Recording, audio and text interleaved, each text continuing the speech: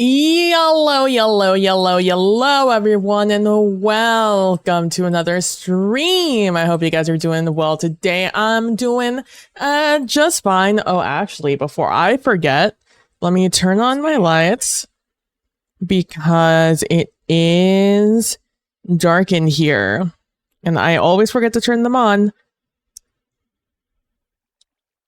all the time, constantly.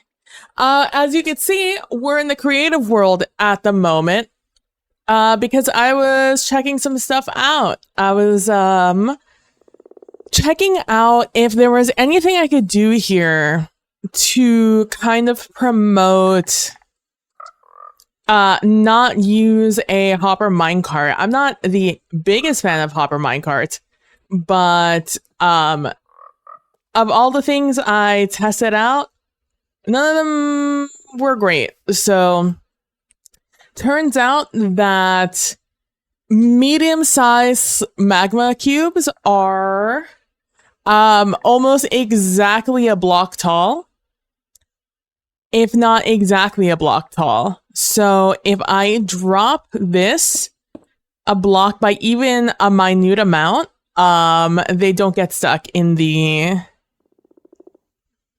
They don't get stuck in this stuff, so that is a shame. In powdered snow, that's what that stuff is.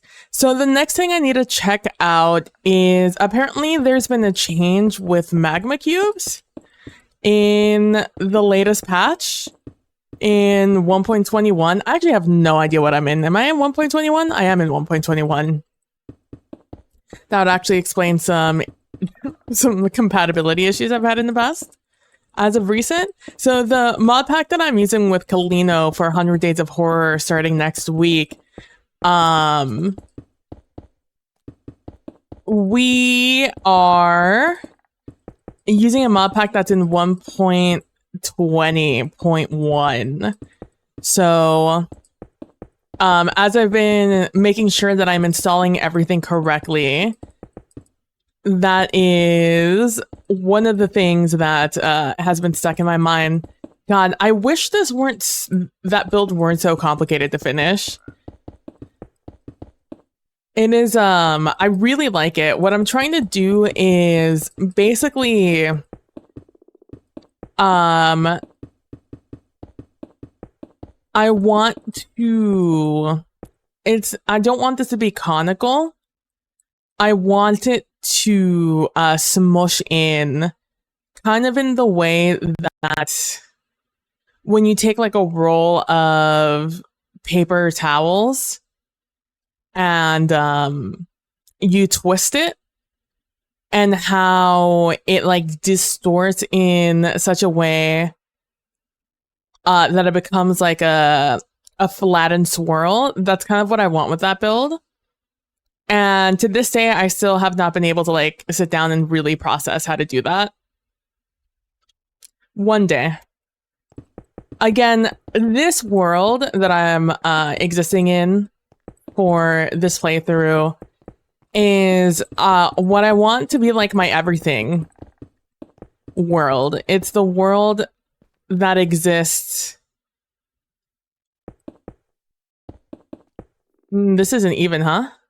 Oh, it is even, or odd. Let's go. Which is important because I need to get an iron golem in here. And then a pumpkin of sorts.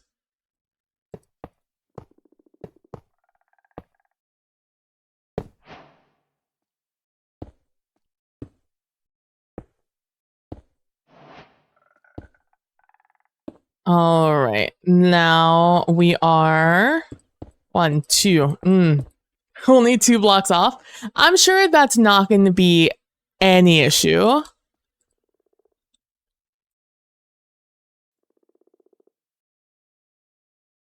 Oh, that's right. I'm in peaceful because I was having a bit of an issue. Bit of an issue. Oh, the standoff. Okay. Okay. So far, so good. Oh. Oh. Oh. Oh, mean mug 'em, bro. Hey. Hey, yo. What are you gonna do? Damn. Fucking got him. Damn. Damn, he's got a mean-ass mug. Fuck. I wasn't expecting- I didn't know he was cool like that. Damn, look at him, look at him. Look at him looking at me. Like you're gonna say something? You're gonna say something? I don't know if that's necessary, so let's find out. Okay, well, that's unfortunate. Here we go. That is immediately unfortunate. Oh, you can. Can you hit him if I do this to you? I need to put, they spawn in the 2 high, I believe. Don't quote me on that though, because I don't know. I have no clue. I think they do, because slime spawn in 2 highs?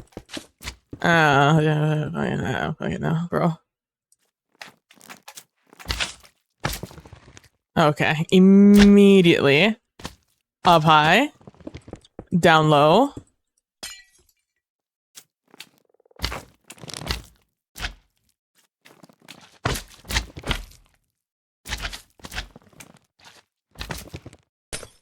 I guess I need to make this 1 higher. Maybe they're just slightly above 2 blocks high. Either way, I don't actually think they can see him like that. So let me also just open that up real quick. I was gonna do this, I was doing this testing earlier, but I got really annoyed at the of being unable to find a short block. Let me tell you, Froglight farm technology has not improved in the last 3 years, essentially. We're in the same place we've always been. Although I do want to make this a layered farm,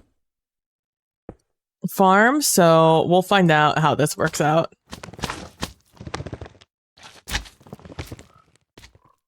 Damn, God, look at him. Can you get him?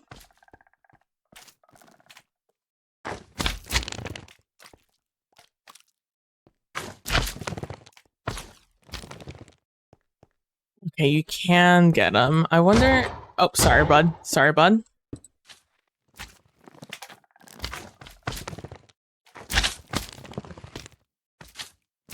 I wonder if I have more iron golems in here, if this'll go faster.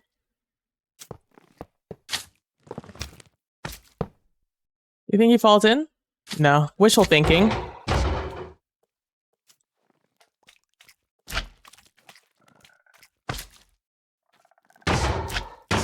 Oh, his eyebrows move when I hit him. Look at that little unibrow. Sorry, bud. Apologies. Oh, you guys have a fucking spawn egg now? What the fuck am I doing? Oh. Unable to do the same thing. Alright, don't mind me. I'm just gonna do this real quick so I can just drop them in. Please let me get in there. There we go.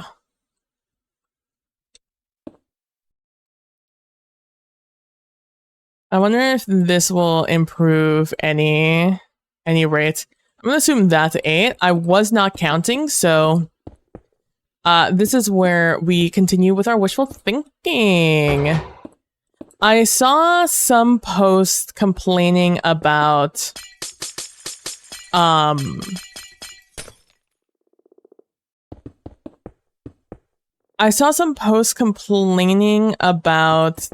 the iron golems taking a lot of damage from magma, so That is my main lookout right now.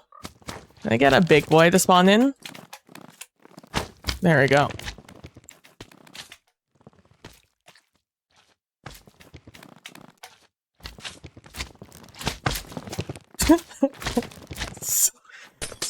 So dumb.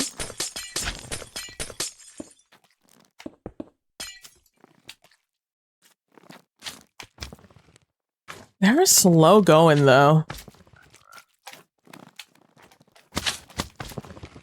I do want to check if they do spawn in the too high. Not that I'd really be able to test much with it. Since every time I tried to put the glass here, these guys just spawned right on the other side. Okay, my next test is, can they get a little bit closer? Do they fall?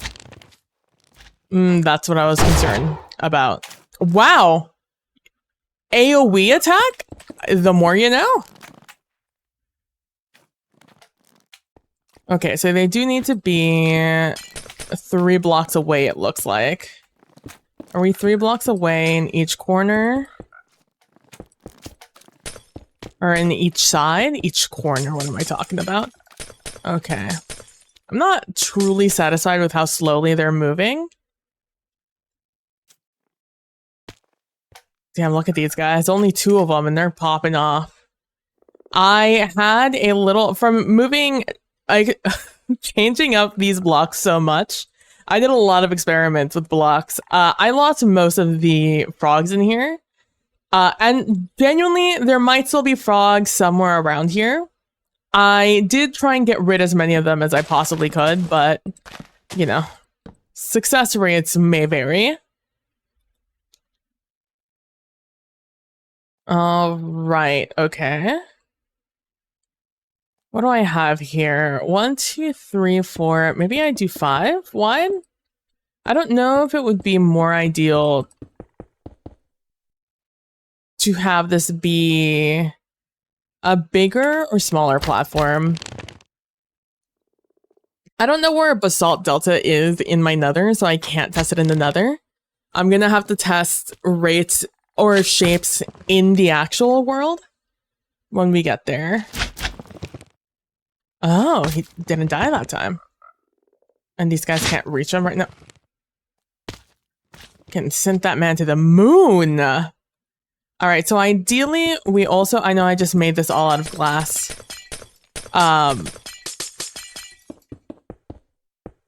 The top layer is gonna have to be glass to prevent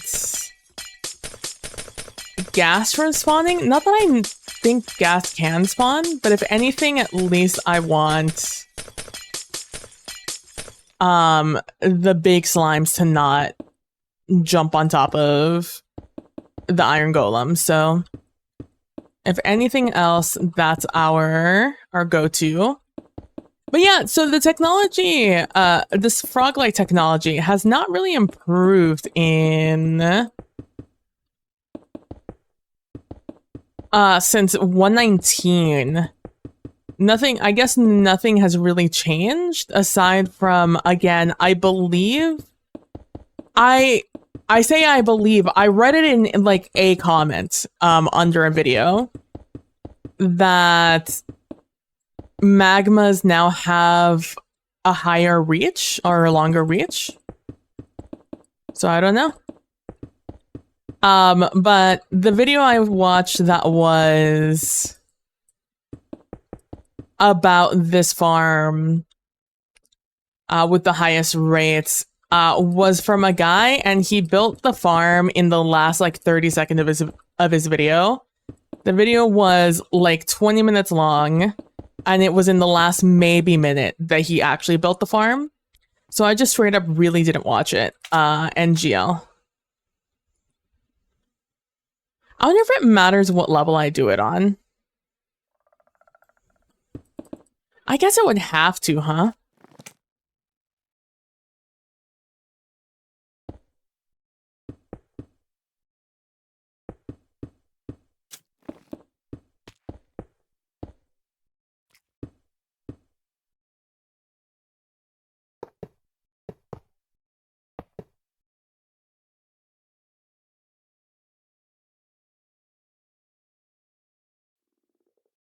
Oh, I can't even click on the top of that block. No wonder I can't spawn anything in. All right. Let's keep on keeping on.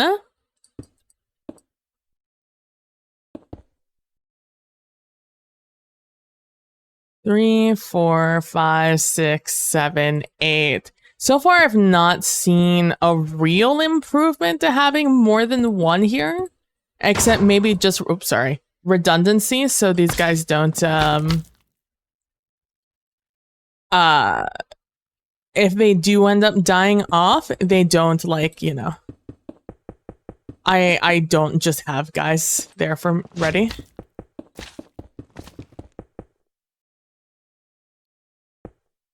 Dude, the way these guys fucking do a mean lean is phenomenal.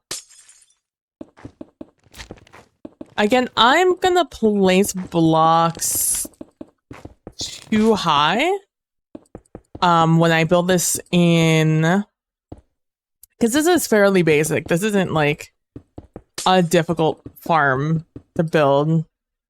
Clearly, it's just a couple of blocks in a ring. The most difficult part about this is getting the materials for the collection system and the iron golems.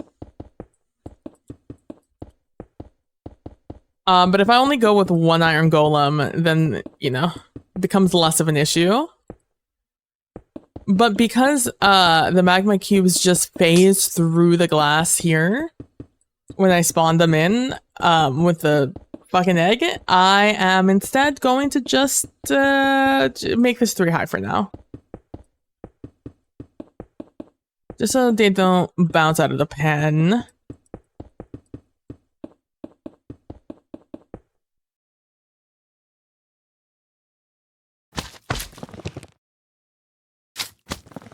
Okay, you still have aggro over there.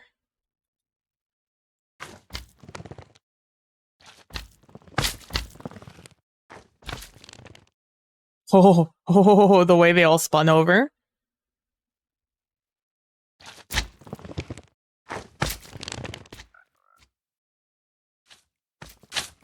I wonder if I should extend this down. Oh, well, never mind. Can't place anything there. I was gonna say, maybe I should play. Nope, can't place anything there. If I wanted to place it, it needed to have been done before I added the iron golems.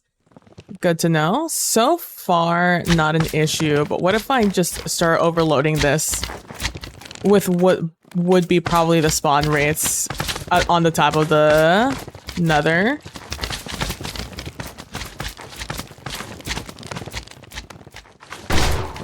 Okay, so they did take a little bit of damage there.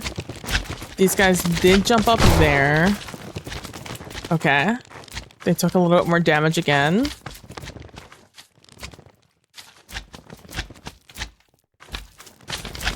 Meanwhile, our boys down here put it in the work. Getting fed. They fell down pretty quickly, fairly quickly. Okay, so what I want to do is get rid of these guys real quick.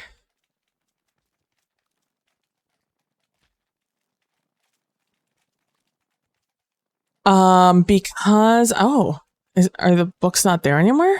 And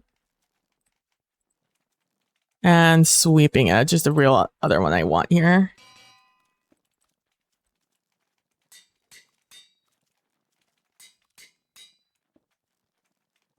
I want to place, okay. Sweeping edge hoomst. Oh, not that I can actually place this, huh? Oh, I can.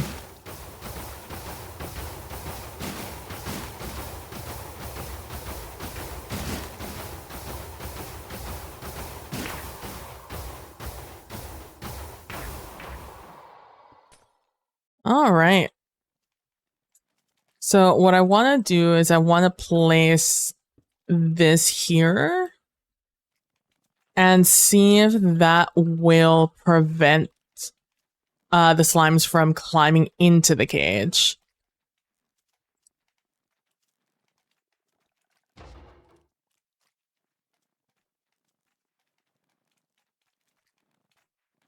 What are you floating on? Sunshine, bud?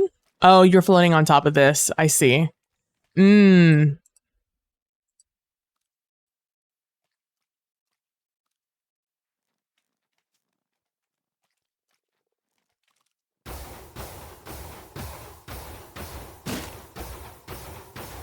That's why I couldn't place these before.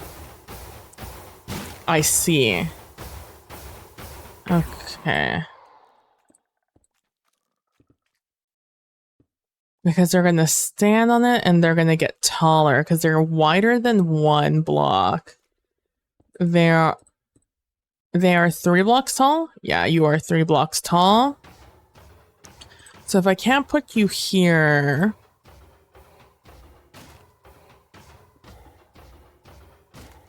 Maybe I do have to attempt to do this then. Where I place the blocks there. And that way I'm trying to prevent slimes from getting to them. If you are curious.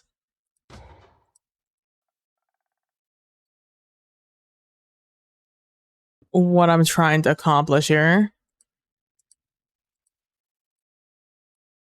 8. Let me put that there. 1, 2, 3, 4, 5, 6, 7, and 8. All right. Now let's try it again.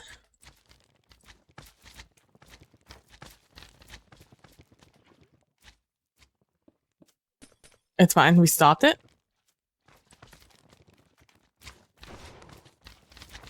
All right. They did get hurt. I didn't watch it though, so...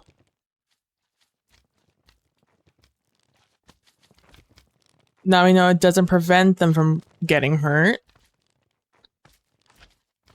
I don't know who really got him though. Ah, I see.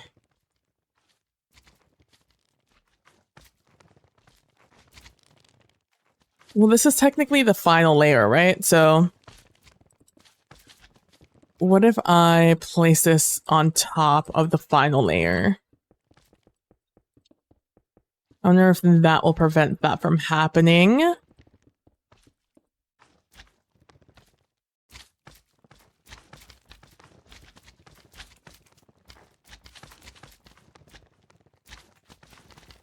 I haven't seen the bottom ones get hurt as of yet.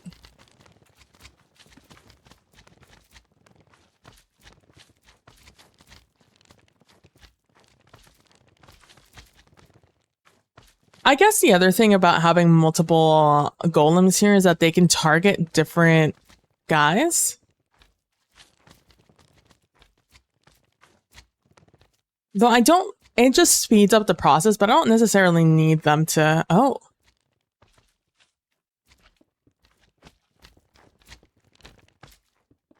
Is this too far?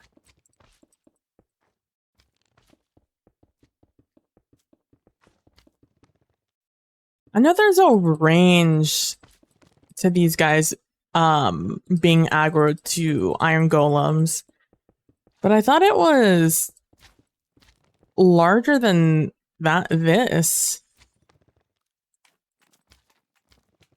My frame rate's starting to go down because I'm assuming there's a ton of magma cream and froglights downstairs.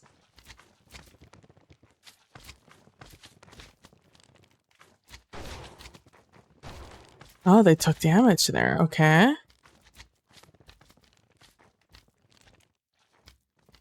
Hmm.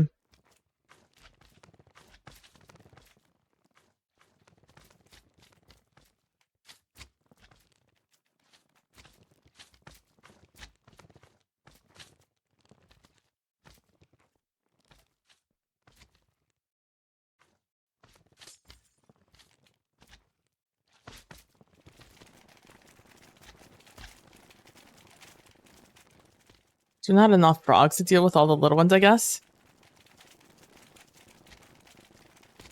Definitely not enough frogs to deal with the little ones. Let me deal with these guys first. Oh, let me just do the easy thing and clear this out.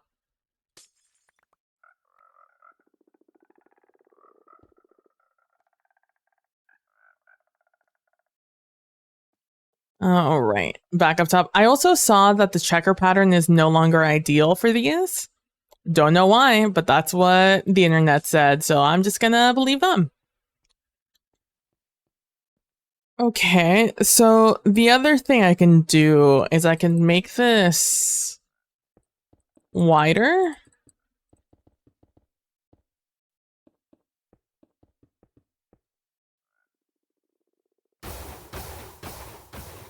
We'll only test this on the top layer.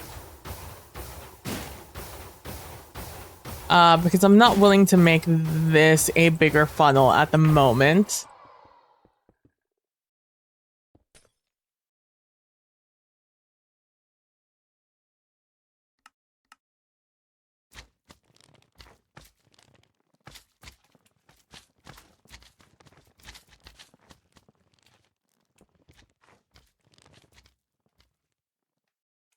They're still attracted to them, and the iron golems can still catch them sometimes.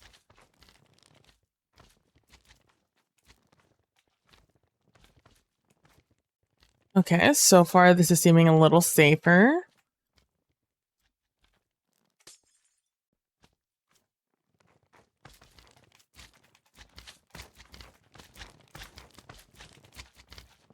Again, let me move this to hard because I'm playing on hard, and the health things change when you're on hard, I think.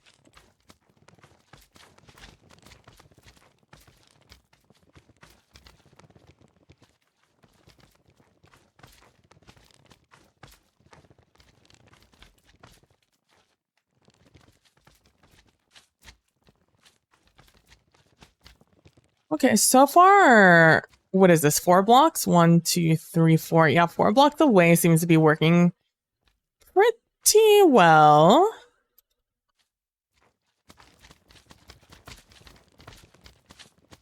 There's a way for me to just always get big magmas. That'd be so ideal. Ooh, oh, okay, okay. They are taking a little bit of damage, which is not ideal here. I wonder if it's because... Maybe if I make this a non-opaque, or I make this a solid block, it'll let me spawn in one of these guys. I'm like 95% sure these guys will spawn in a too high location.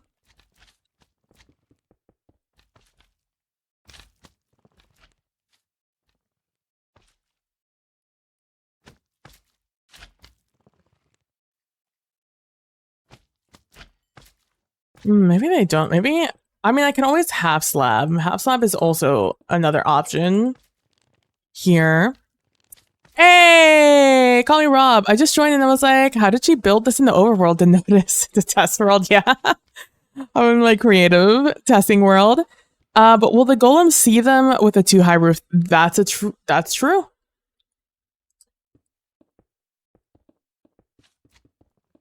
Although, once again, I'm not necessarily concerned about oh,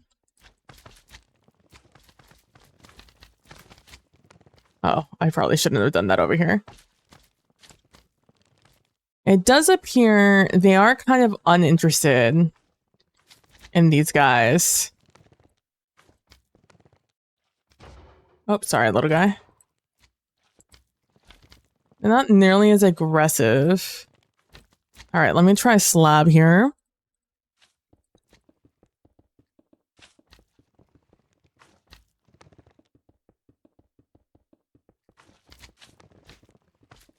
Hey, Kikonomicon! Iron Farmer, something from the hoppers? Are iron farm or something from the hoppers? I am at the moment trying to figure out how to do a Froglight farm. I have the frog part of this done, which you can't see over here. Also, hi, Geekonomicon. Hope you're doing well. Same with you, Rob. Hope you're doing well today. Good to see you. Which means that I need little baby slimes. Because little baby slimes get eaten by the frogs and then they poop out froglights. And right now I'm trying to figure out, so this farm in particular, I'm going to make in the basalt delta. So I'm relying on natural spawns here. Which is why I need them to be centralized into an area in a drop chute like this, so they fall down. And because magmas are a hostile mob, they will try and attack iron golems.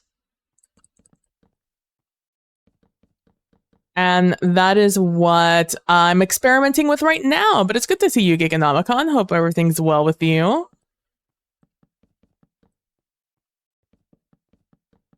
Basalt data, a geek makes makes a geek shaped hole. See, that's what I'm saying. It's so much hatred for the basalt deltas. I'm fairly neutral on the thing. Oh, you're using the pack snow method, so they don't need to hurt. Yeah. Sorry. Yeah, it is hard to see since you're only seeing the top part of this. Yeah, I'm using the pack snow method, so I truly only need them to get attracted to the iron golems.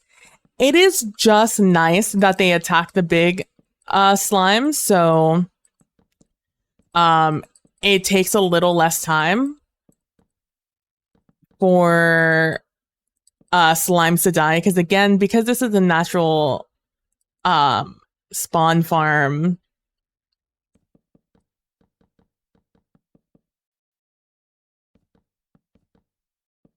I guess this, actually, I'm not going to have this here because I need to also test this. I'm technically also testing the other layers here. But once again, I'm unwilling to break this chute, so, and rebuild it. I guess I technically could just keep building up. But where's the whimsy in that? I loathe the basalt delta. Yeah, I'm learning that is a common sentiment to that biome.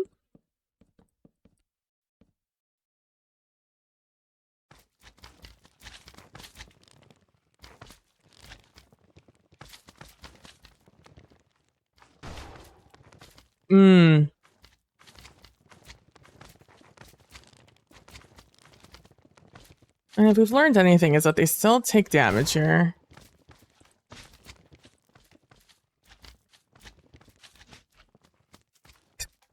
Attacking them as they drop down. That's toxic, iron golems. Okay, so what I'm seeing here is that they don't take damage, and they do still see with slabs.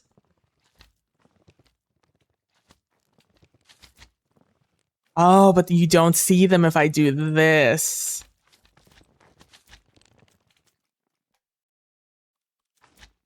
Now you see them. All eyes on these guys.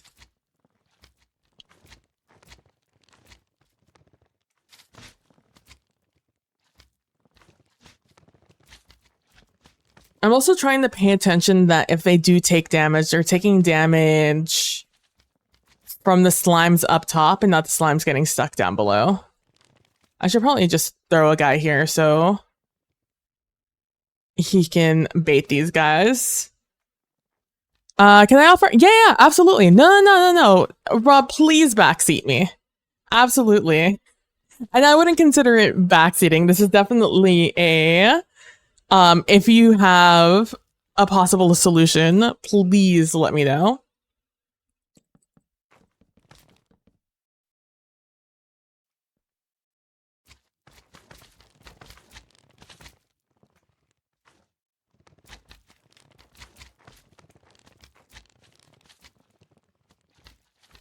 I was actually going to suggest wall posts where you put them. Oh.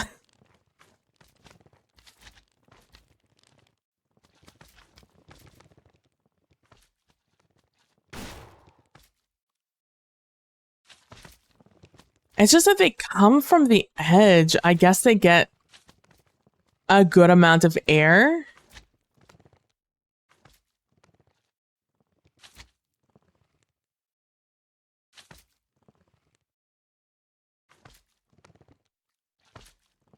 I do this.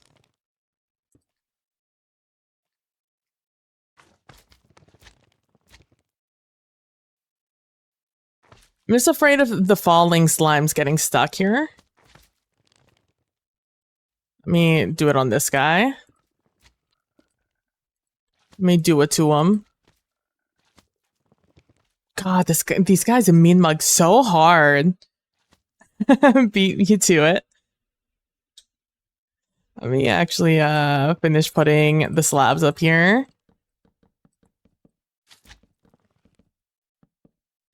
So I can continue to mass spam these guys.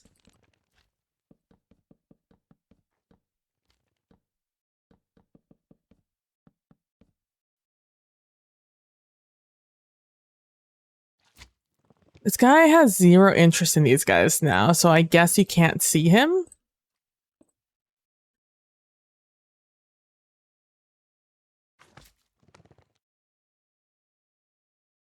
Dude, the animation on these guys are so good.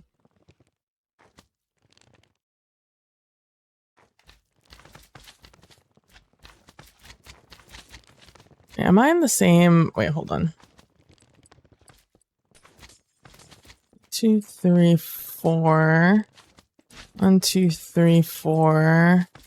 2, 3, 4. 1, 2, 3, 4. Okay. We're Gucci here. It's just the outside ring that I think is different sizes. Ideally, when we're looking for a solution where they don't get hurt, which might mean I just need to push this back another one. Really, it's this corner here that I need to worry about. These big slimes jumping to them. Because that seems where they're able to reach them.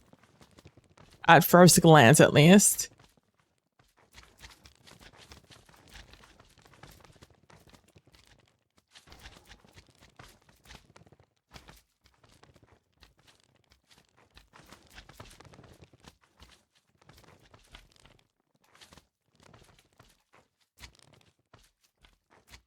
You do in fact land on these. Good to know. Good to know.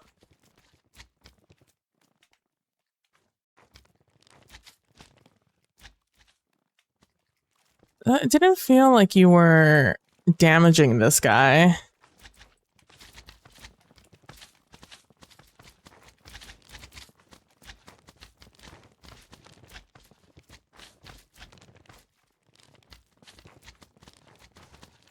Ah, there it goes.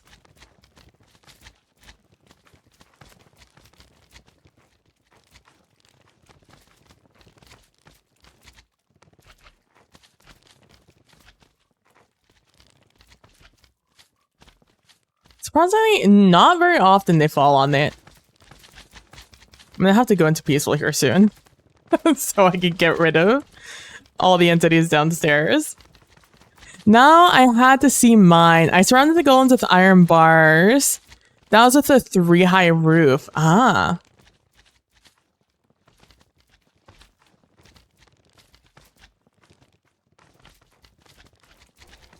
With iron bars.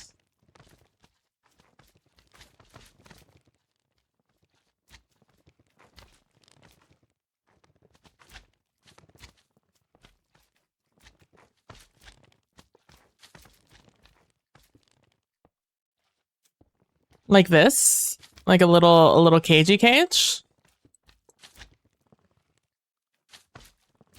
And nothing by their head so they can defend themselves. Oops, sorry. Oops, sorry. Can't defend yourself against me. Oh, no. So sorry, little guys.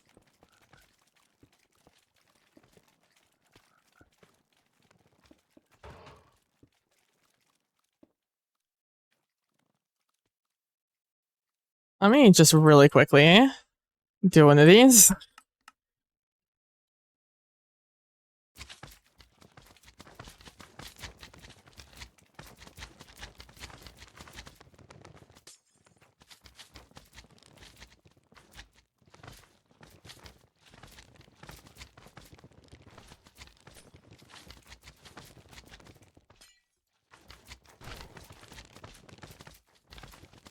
Our boy down below is not having a good time.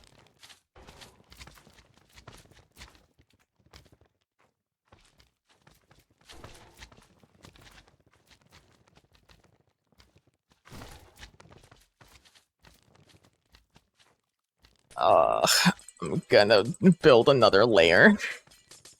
It's too hard to tell what the stacking issues are gonna be here.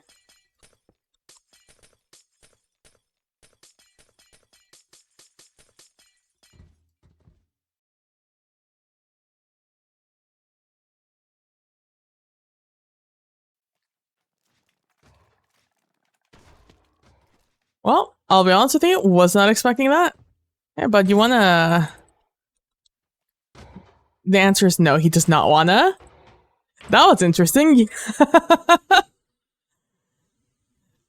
Did not know how tightly wound those guys were. Alright, yeah, I mean, feel free, guys. Just feel free to fall down or something. Or just stay right there, sure. Make it my job to get rid of you. Instead of making it easy on me.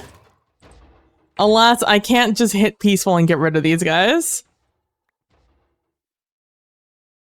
Alright, good to know.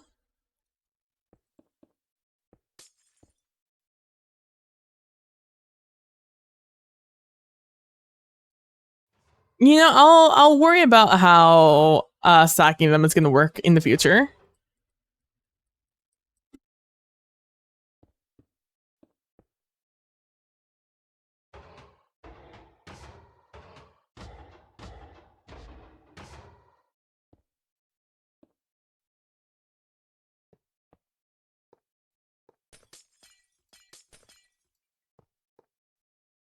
Worrying how I'm gonna place iron golems is the last of my concerns right now.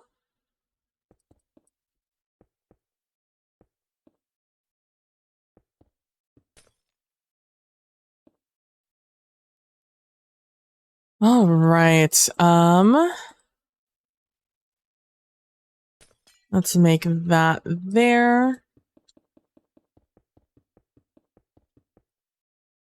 You guys aren't going to cause me any issue if I spawn you here, right? No. Good.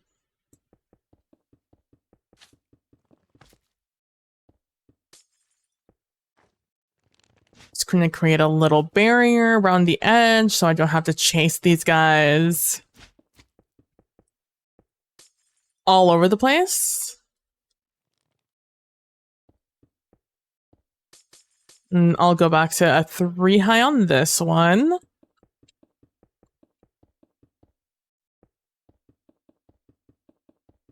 Again, I did mean to test this earlier today. I just didn't have time. When I was testing out the bottom floor of this, the actual farm itself, the Froglight producing part of it, I got a little frustrated and I just decided to put the game down and go be productive, I guess.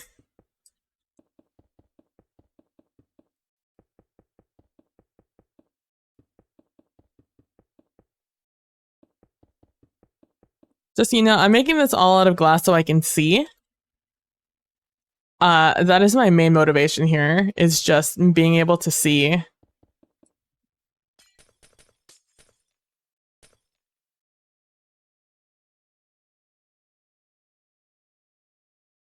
Oh, I need to put these guys in. That's right. Boop, boop, boop, boop, boop.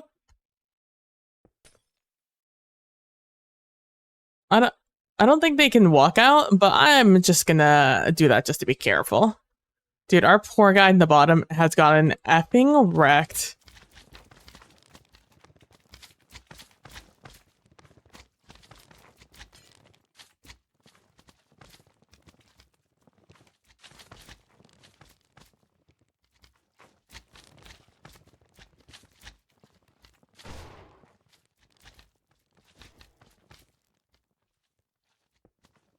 What if I should do like a this on the very top layer?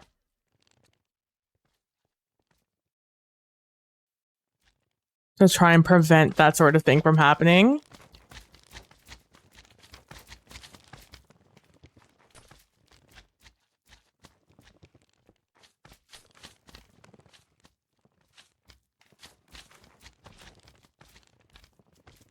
Oh, whoopsie. I just straight up got on top of the farm. Get off of here. Get off. What are you doing? Get out of here. Get out of here.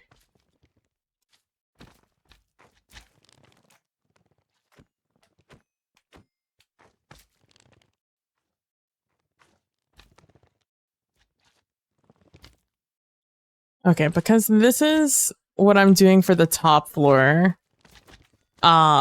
In theory, I can just cover this and that won't be an issue.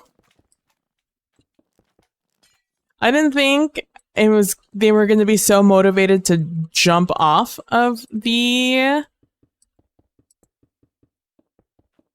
I'll be honest with you, I didn't know they had hops like that. I didn't think they'd be able to jump on top of the thing with the almost no jumping room I provided, but, you know, silly me for assuming.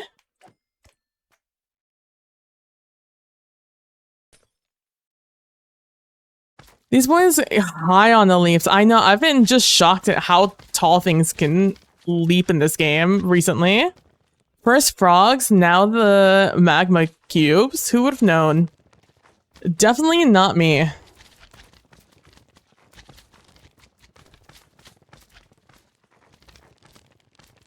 Our boy down below is getting wrecked, but that's to be expected.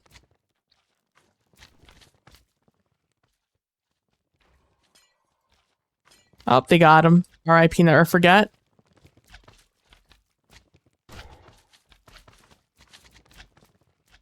The guy there is always just going to be our guinea pig, unfortunately for him.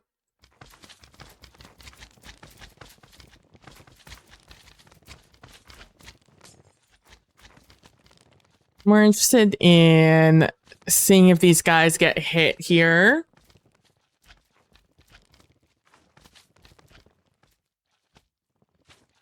I'm trying to see if they'll take damage, the iron golems, in the magma cubes that are dropping from a higher level. If like they'll jump on the bars and hurt them. I'm also curious if just in general they'll get hurt. So far, it seems good.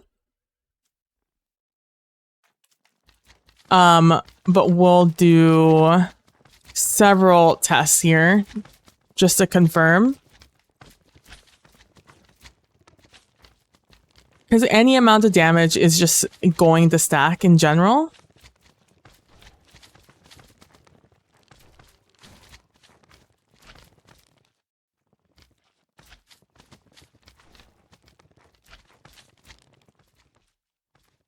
So far, it seems that the bars are working out really well here.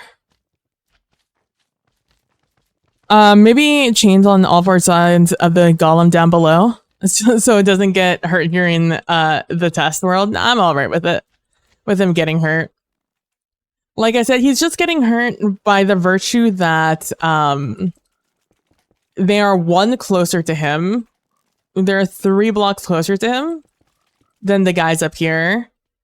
He's not getting hurt from the guys falling. He's getting hurt from the guys that are dropping here and then attacking him.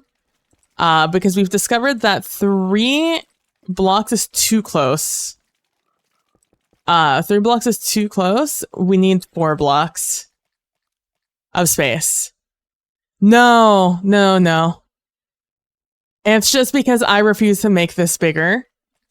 That's why this guy keeps dying.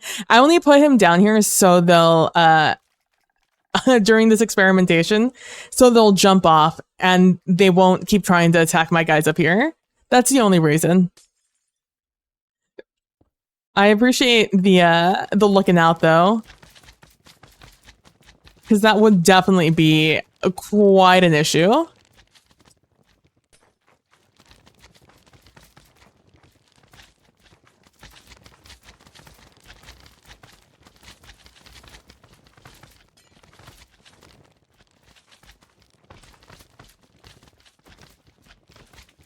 So far, so good, though. These guys aren't really getting hit by guys falling down.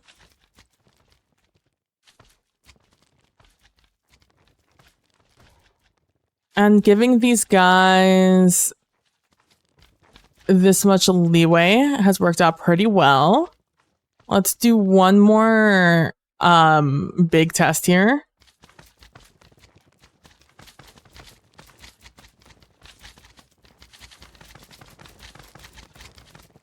And then the next test we're gonna do is how far away can I place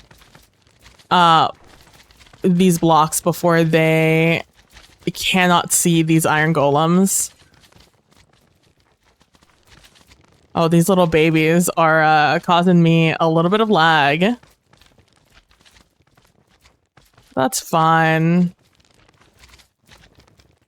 So far, so good.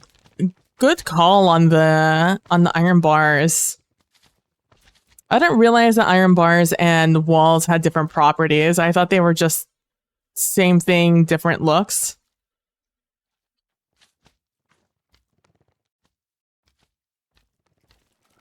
Well, look at these guys just chilling out here.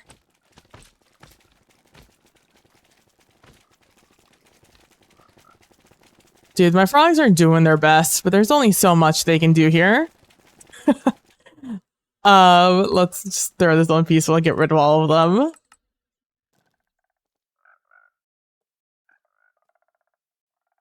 Let me come in here and pick all of this now. Oh, I see it now, how they're jumping on the glass to get to the bottom. Dude, yeah. I've done 0 favors to that guy.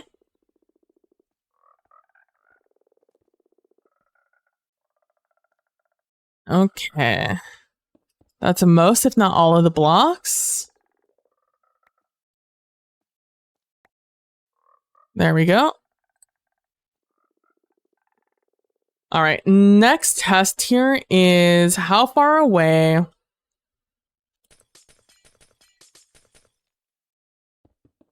will you guys see the iron golems?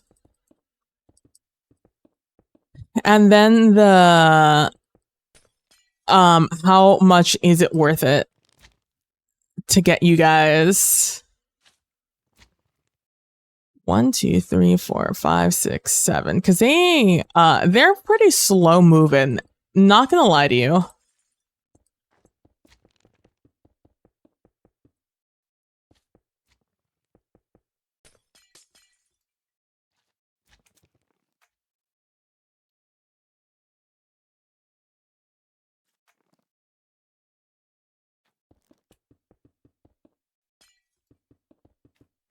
All right. It looks like from 8 blocks, so anywhere before 8 blocks. But as we can see here, these guys don't, they're not really quick moving. About half a block they move per jump, which is abysmal.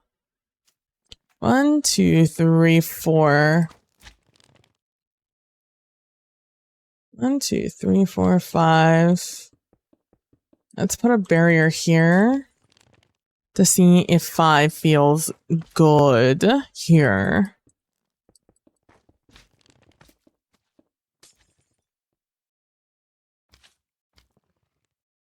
Thank you for coming to the back of the wall just so I can properly measure this.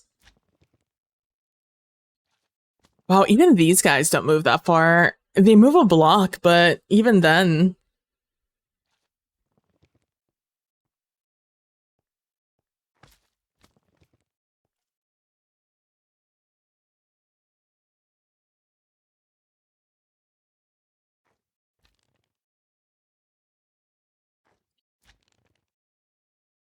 And then...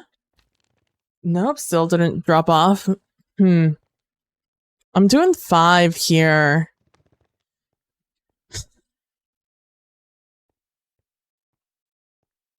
I wonder if 4 truly is the better of the options. If we hit it in 1. Because they move pretty fast at 4.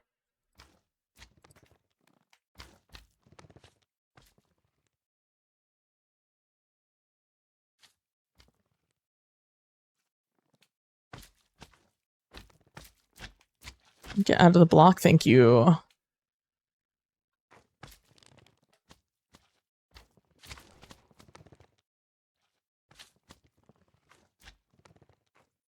I think 4 is the optimal number here. And I was being ambitious thinking anything past 4 was going to be worthwhile.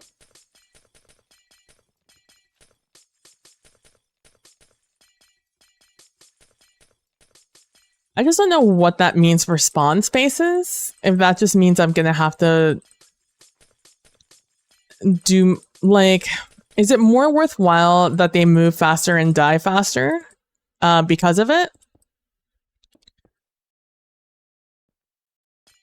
Or is it worth it having more spawning spaces, so more chances for them to spawn in, but they take longer to die?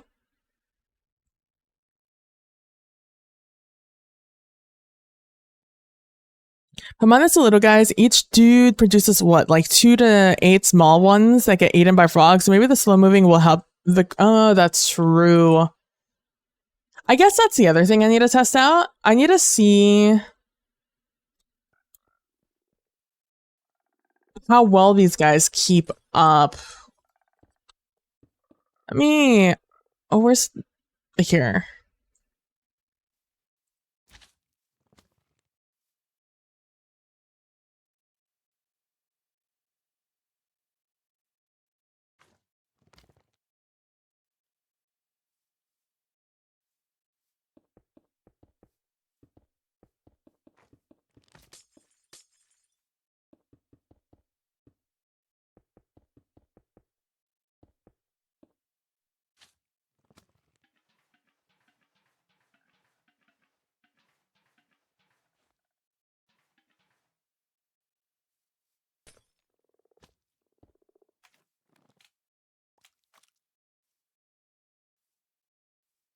Mississippi. Okay.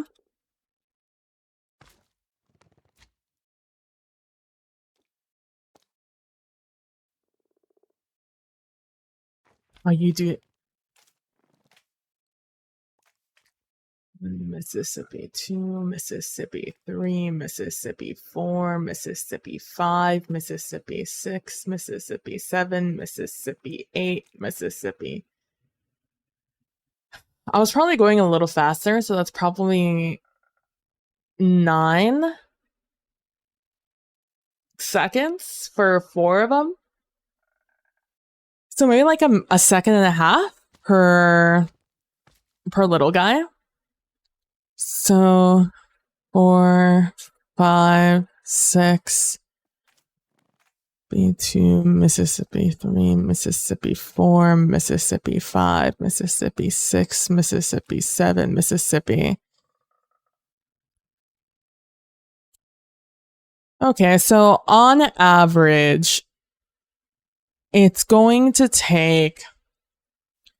That's bold of me to say on average when I've only tested this literally once. That's terrible. Please eat that guy. Okay, well. That guy's just gonna fuck off now. Okay, this will be a good test. Mississippi 6, Mississippi 7, Mississippi 8, Mississippi 9, Mississippi. 11 Mississippi, 12 Mississippi, 13 Mississippi, 14 Mississippi, 15 Mississippi, 16 Mississippi, 17 Mississippi, 18, 19, 20, 21, 22, 23, 24, 25, 26, 27, 28, 29, 30, 31, 32, 33, 34. I thought it was going to be about 34. So it's not 1 cube equals 1 light. It's a bit better rate than 1 light per cube. Yeah. From my understanding, yes.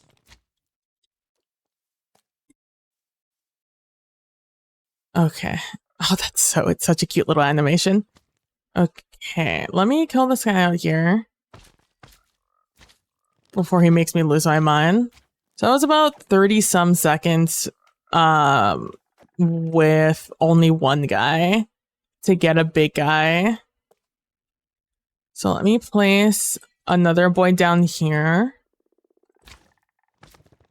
It took a little bit of a damage, but what are you gonna do?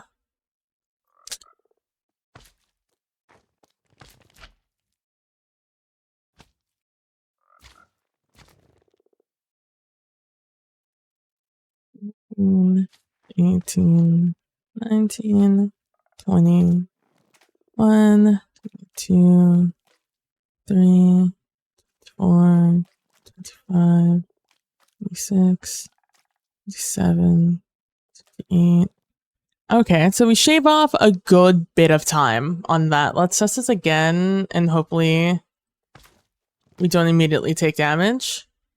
4, 5, 6, 7. Ooh, 9. Oh my gosh. 10, 11, 12, 10, 11, 12, 13, 14, 15, 16, 17, 18. Okay, everything's fine again. 22, 23, 24, 25, 26. Okay, so about... That's still an average of like 20 something seconds. If I have 3 guys down here. Mississippi 2, Mississippi 3, Mississippi 4, Mississippi 5, Mississippi 6, and Mississippi 8, Mississippi 9, Mississippi 10, Mississippi. I was trying to grab my phone so I could get a stopwatch going, so I just didn't have this very loosey-goosey time system going.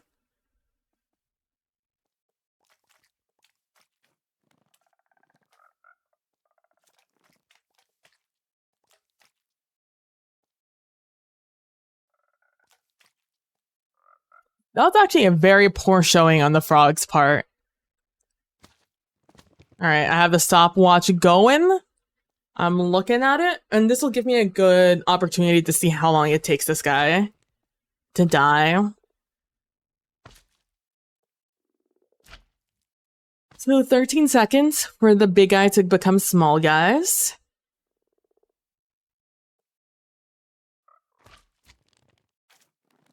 And about another 10 seconds for them to die from the little guys. 33 seconds. Interesting.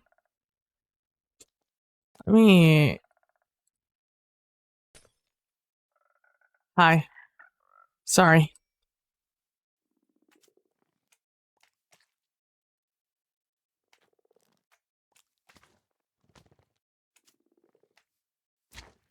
There we go.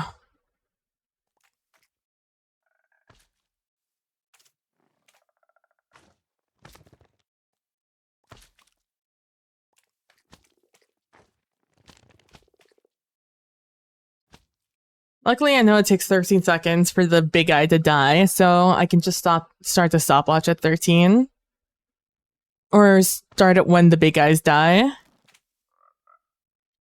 And just add 13 seconds to whatever the time ends up being.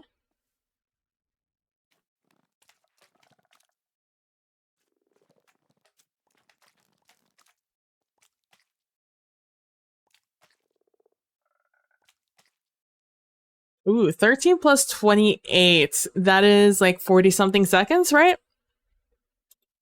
So it is faster with the little guy, with more than one little guy. And there's also the variable amount of little guys that spawn. Okay. So it feels like it's like 3 frogs are pretty good. I'm going to try 4 frogs here in a second. Oh, I have 4 frogs in there. So I'm going to try 4 frogs on this one and see how that goes.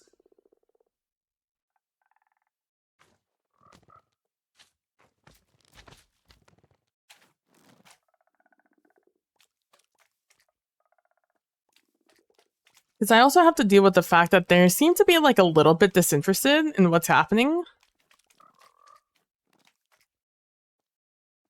That was 37 seconds. And it felt like one of the frogs wasn't really doing much. That entire time. I'm trying to see how many frogs I'm going to need for the project as a whole. Or where I feel comfortable pending on rates. Because I have no idea how quickly these guys spawn in. Alright, that was 29 seconds. That guy didn't produce that many. Okay, so anywhere between 29 and 39 seconds it takes for these guys to for a big slime to die and for them to digest it. Granted, not every slime we're going to get is a big guy, but big guys are a worst case scenario. 4 guys seem to be the like a good amount though for every big slime I think we'll get.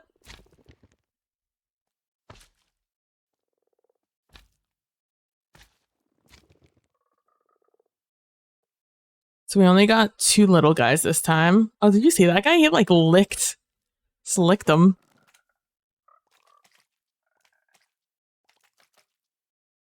And again, that was a small amount. That was 27 seconds. 4 seems like a good amount. 4 seems like a good number. I think 3 is realistic. 4 is ideal. For example, and here I have 1, 2, 3, 4, 5, 6, 7, 8, 9. 9, 10. Oh, shit. 9, 10, 11, 12. Well, let's see how fast 12 guys break down this guy.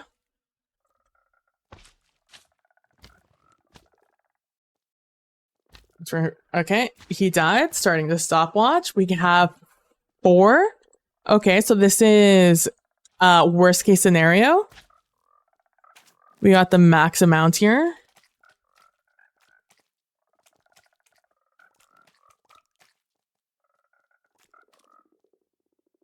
All right, 13 plus 18 is what? 31 seconds, which is not bad.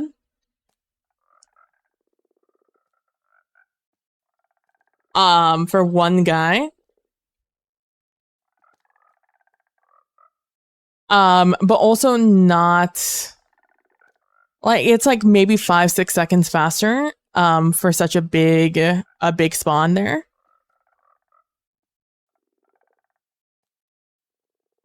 Okay, man, I wish I had a basalt delta to test rates with, but we out here. But I think I agree. I think I'm gonna make this 5 wide. And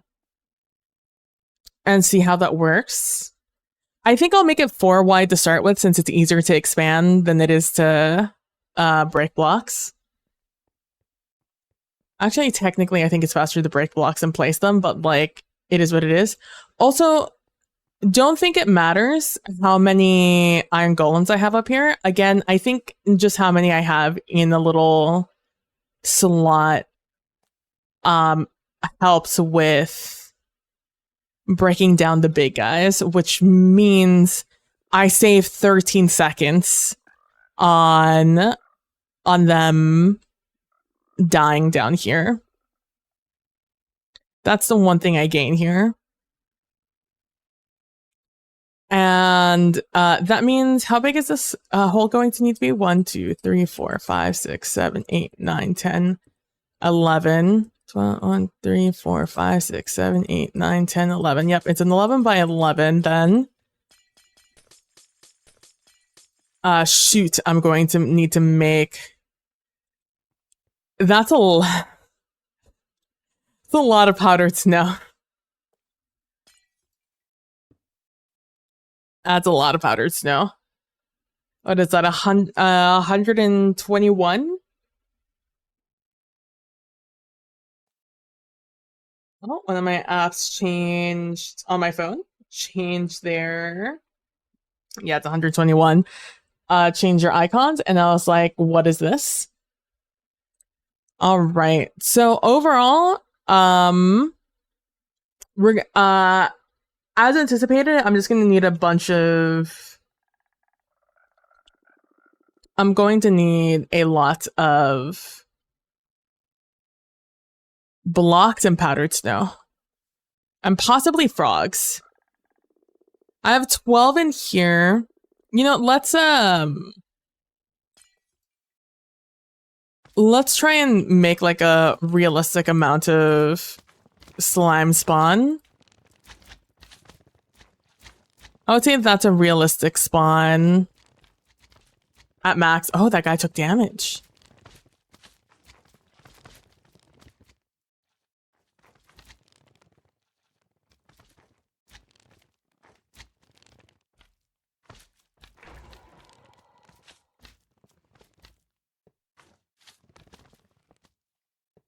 What if I do this? Do I have a better chance of not getting attacked? Can I click on you? I can. Let's go. Oh, our guy down here died again. R.I.P. Never forget. Doing the Lord's work out here.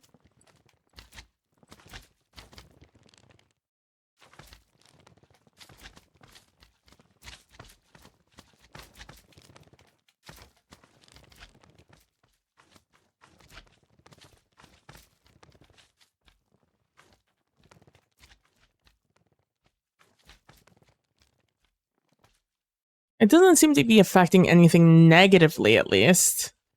Having those bars there.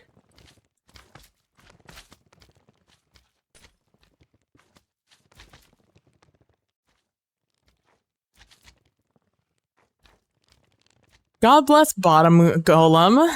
Truly. 07.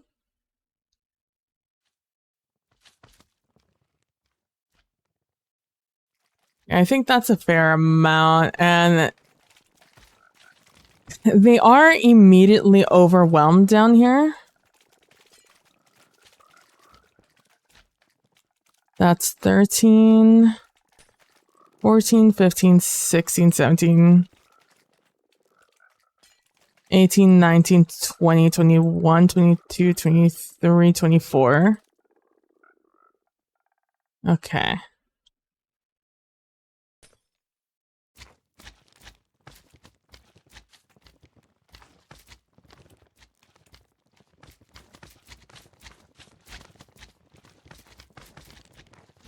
I'd say that's a fair amount that they'd spawn in. I feel like I heard one take damage, but I wasn't looking, so I have no idea. And I have my volume so low.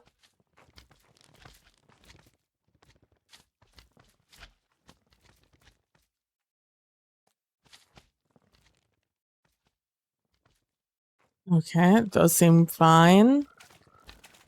Again, on average, it takes about 30 seconds for a big slime to die. And on average, about 20-something seconds for one of these medium guys to die. In theory, the little guys die immediately.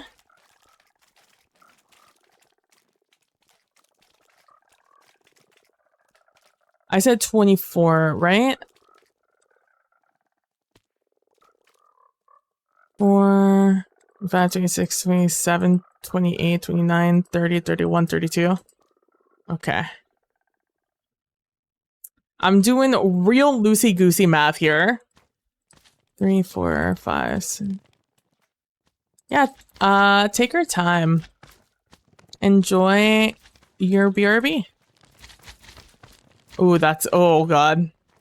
That's a lot of big guys that just spawned in. I mean, I guess law of averages, it's bound to happen. We can consider it worst case scenario. And that's usually what you want to test with for stress situations. Stress testing.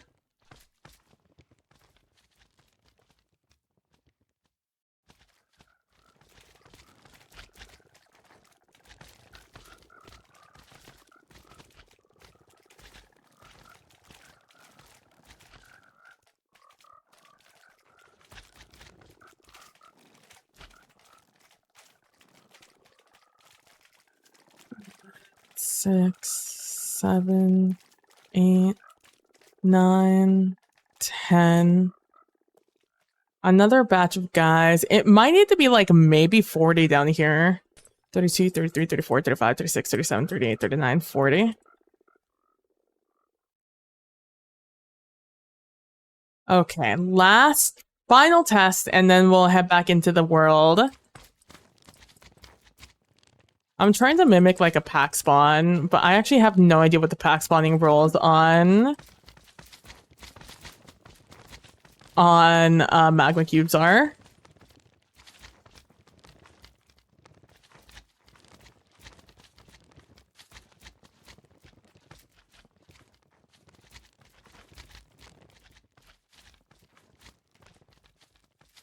I do need to, I will test, I'll do a test to see if big slimes can spawn in with a half slab. Because in theory, if magma cubes have the same rules as overworld slimes, they will move faster.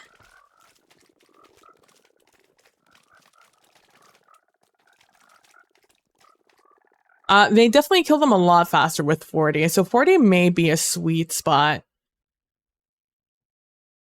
I'll prepare for 40. That's not an even number though, huh? It's 3 different types of frogs, I think. Hold on, let's Google. Oh, what is this? Oh, I got a gift sub from a channel I've never heard of before. Let's go. Let's see. It is Frog Minecraft. How many types of you are there? So there are 3. Temperate, warm, and cold. So the orange one, the white one, and the green frog. Gotcha, gotcha. Roger Dodger. So it's 42. 42 is divisible by 3, right? Yeah. And that's 14 of each type. If I do 15 of each type, if I do 16 of each type, that would be a stack of buckets.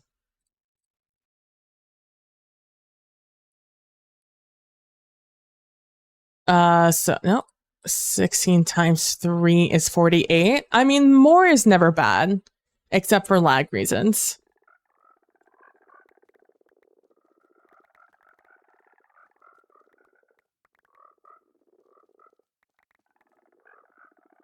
I have 40 now in here. I'm sorry, I'm looking for an opening. It gets harder the more there's in here. I have 40 in there right now. I need to drop 8. 1, 2, 3, 3, 4. Fuck. Get back in there. I think I'm at 42, 43, 44, 45, 46, 47, 48. Approximately 48. Okay. A lot of entities, but like it kind of is what it is. I could always do less.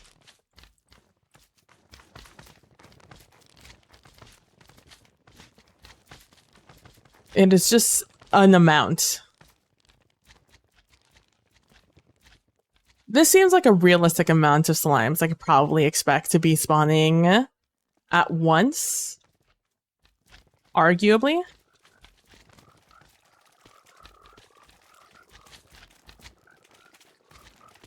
Really how I'm measuring this is by how long it takes the group of baby slimes to die.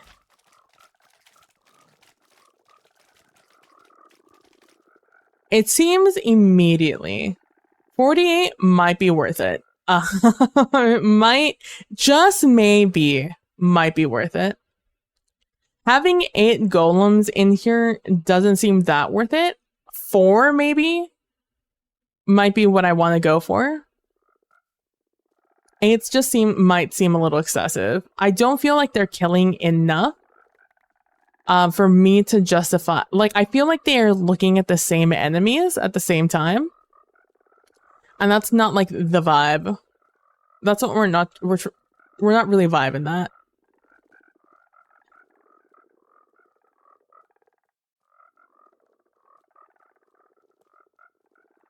I'm also thinking of doing something like this for our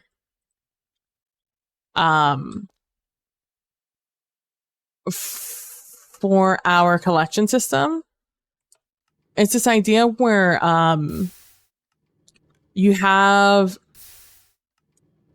these guys being dispensed almost immediately. And what happens here is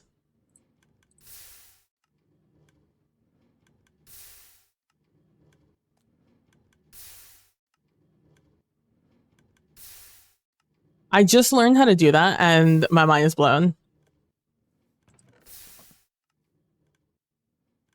By the way.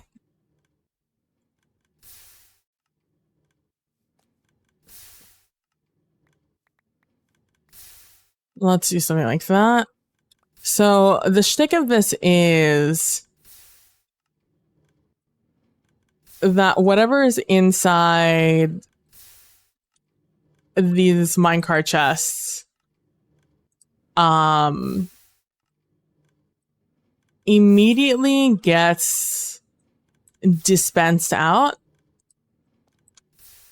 because what is happening here is that these minecart chests are disappearing because they're being broken by this cauldron, which is full of lava.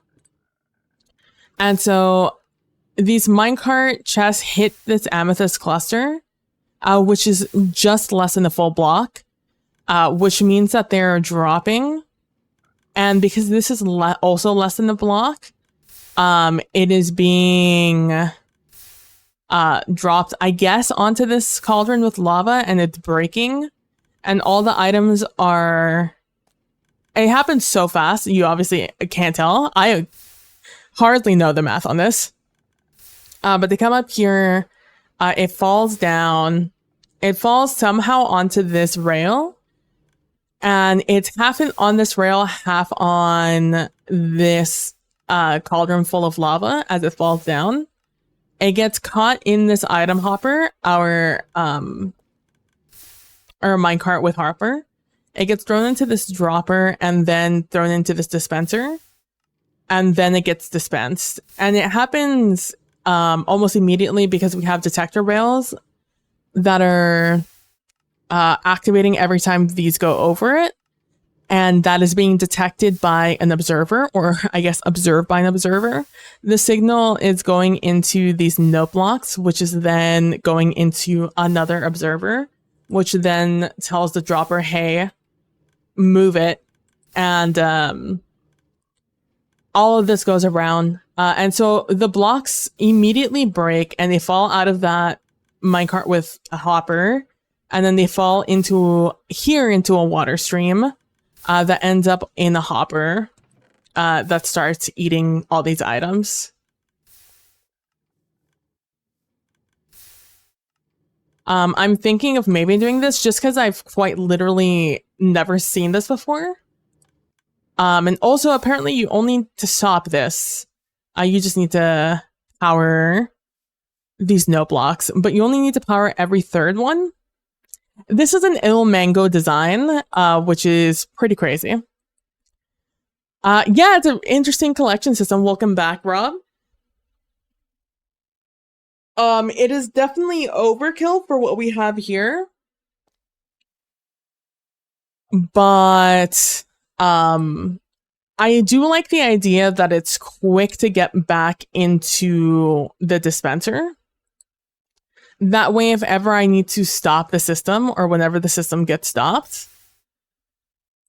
it's a quick little in and out. As opposed to if I were to drop a minecart harper onto this rail, it takes a little bit longer for this to move down the circuit.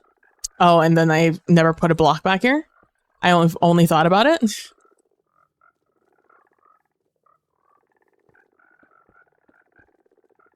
Like, it doesn't take a super long time, but it does take longer than just this system, right? To go back and forth. I'm not really worried about the system getting, or the hopper minecart getting overloaded with blocks. I'm more concerned with me leaving the chunk and then this minecart harper just stopping in the middle of the track. And then it's just, the system's broken. Until I go in and I army crawl my way to bump the hopper so it moves again. Il Mango is nuts. I know. I'm still in awe of Il Mango's just ingenuity and creativity in everything he and Psycraft did. Because there's one thing about just being ultra efficient and coming up with like ultra efficient farms using methods that we already know.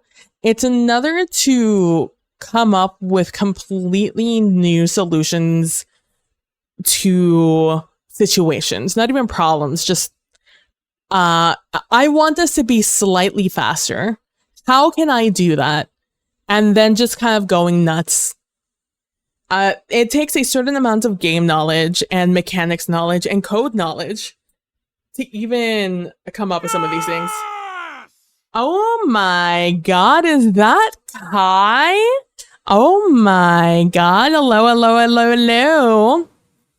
Oh, the new raccoon bop, bop, bop, bop, bop, bop, bop. Emo, I love it. Danny, you outdid yourself with that emo. It looks so good. Welcome in, Raiders. I am PB from at PB Plays Inside. Today we're playing some Minecraft.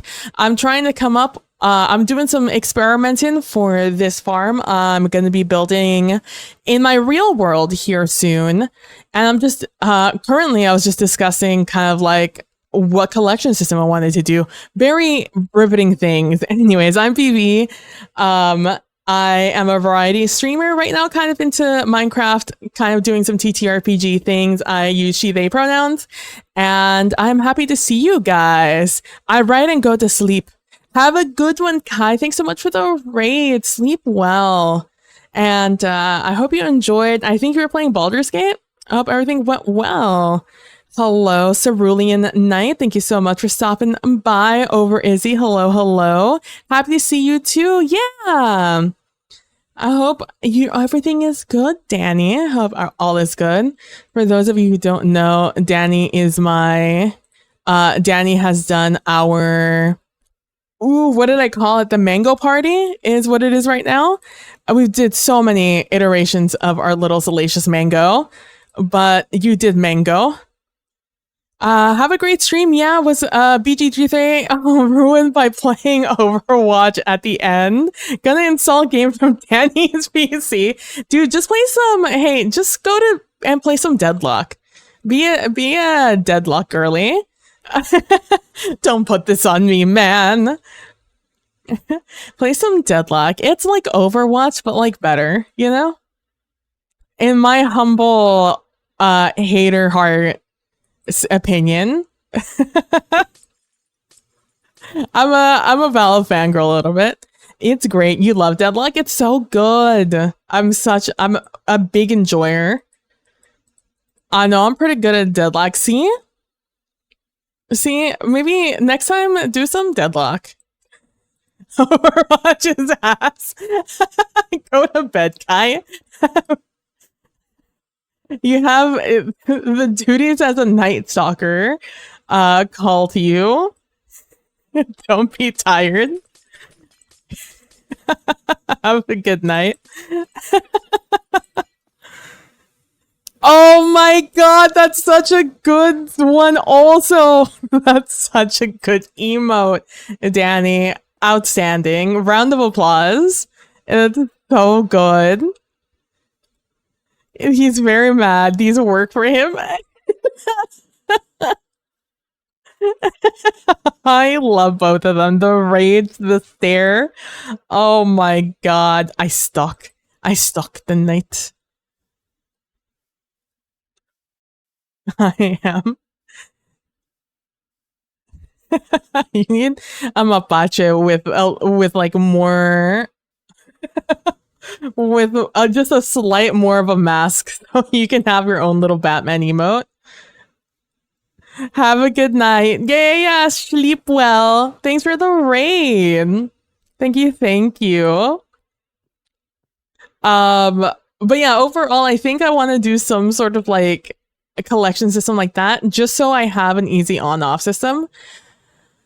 Last time I did this sort of thing, I kind of enclosed the area so I couldn't leave until everything was back where it needed to be. So what I would probably do is right here, I would throw some sort of like comparator so I could see this is stocked for longer than like a millisecond. Let's see if I turn this on.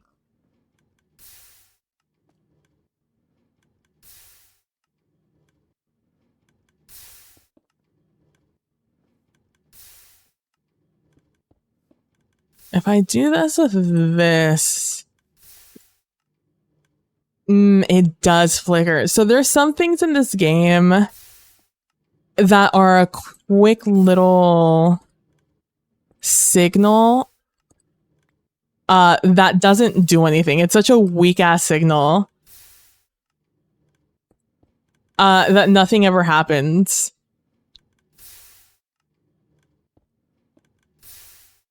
But I'm wondering,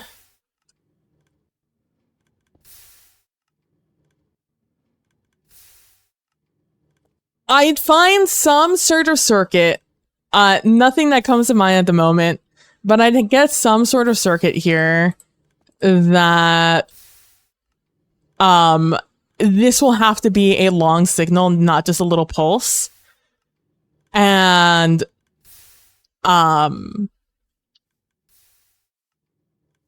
I don't know. I do something like this, so once I sit here, it will power this block over here.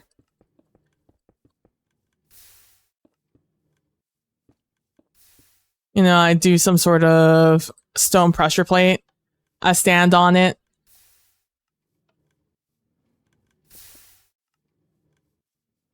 I stand on this. And then once that is a full signal, my door will open here.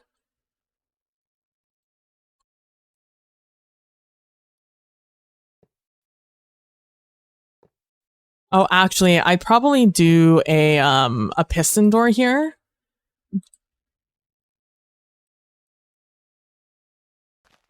and I couldn't leave until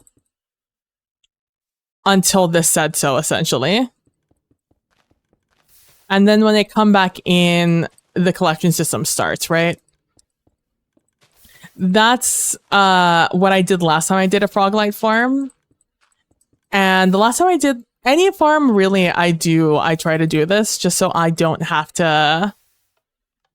Okay, good. That doesn't do anything there.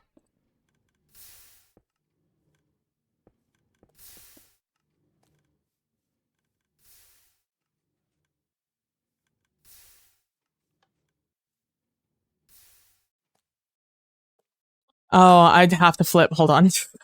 I have to flip the signal.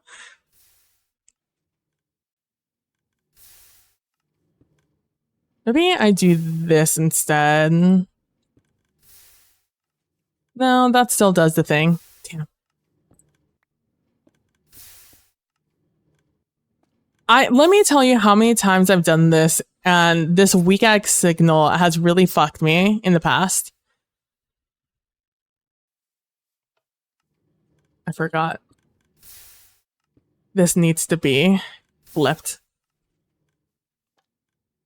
So I wait here. Once the door opens, I can walk out. And then when I walk in... when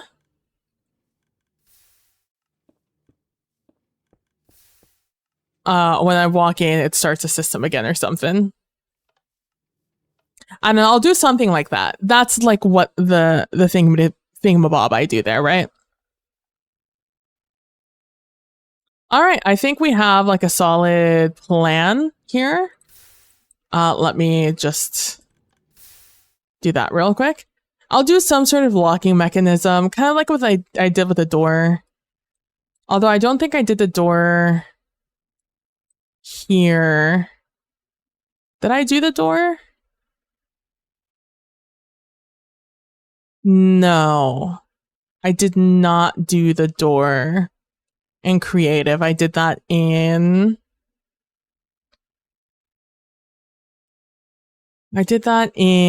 all survival. Oh, do you want to... I did, so I'm slowly but surely improving my sheep farm.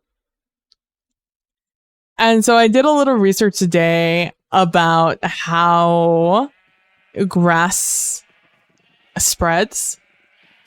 And because the biggest issue with this farm is that there's not enough grass to go around. So most of these sheep that go through the system don't actually have any wool on them. And so I was like, well, how do I get more grass all over the place? So I read about it, and apparently if it has direct sunlight, grass grows a lot faster. And grass and glass counts as a block that sun will go through that will not impede grass's growth or spreading. So I have placed a bunch of little grass paths to the main section. I've also changed almost every block into a glass block. So the only thing that is obscured from the top is where the water is, which is fine, or right where off of the water, which is fine with me. And to be honest with you, I could probably put this up above and have it all only be impeding where the hopper is. But it doesn't really seem that necessary, but I could go that extra little step.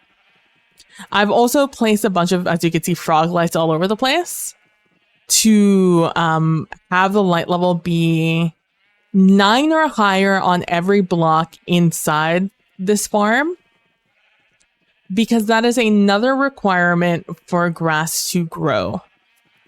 What's happened is a lot of research.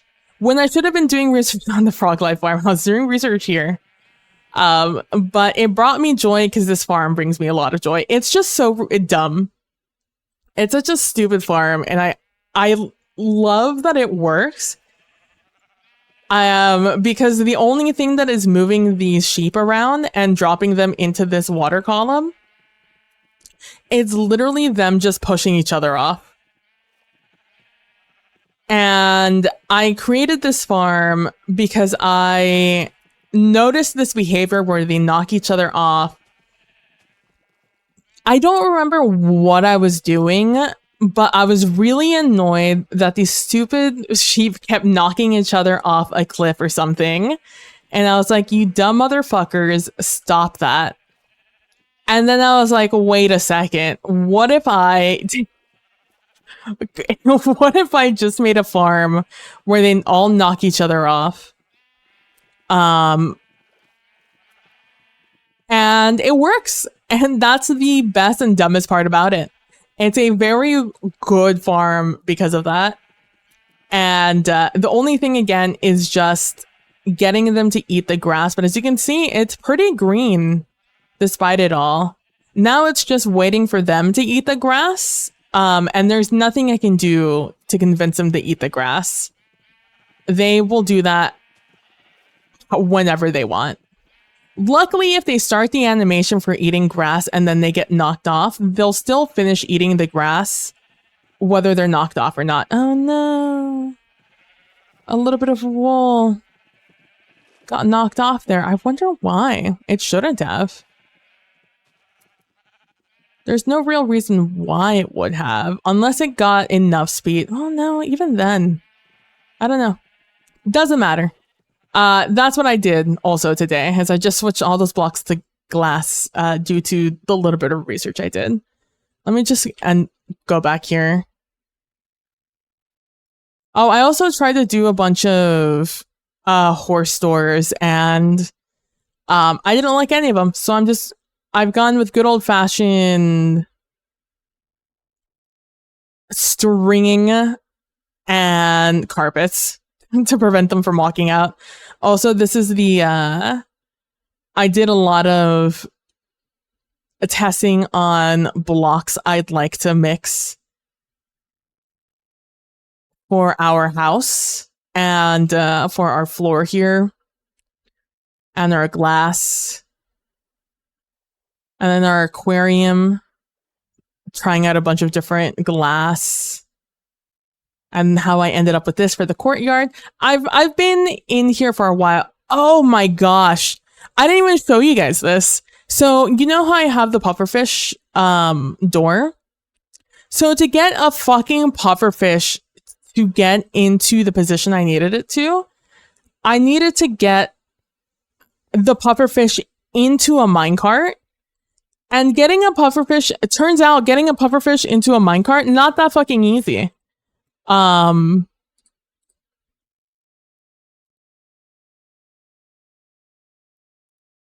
this is, if you're ever in a position where this is what you want to do with your life, what you end up doing is this. However, you have to do this and make sure that they don't like die here. This might even need, and you have to just wait for that to happen. Then you have to waterlog stupid rails so this damn thing doesn't die. But that's what you have that's what you have to do. There is a tutorial out there on how to get pufferfish, how to like move the pufferfish in here, but it doesn't show you how to get the pufferfish into the minecart. They only show it in creative, and creative isn't survival. So that's what you have to do to get a pufferfish into a minecart. If ever you find yourself in a position where you need to do that, that's how you do it. It's so dumb. Oh, big stretch. I encourage everyone to stretch, drink some water, or hydrate with your beverage of choice. Though I would implore you to choose an actually hydrating beverage.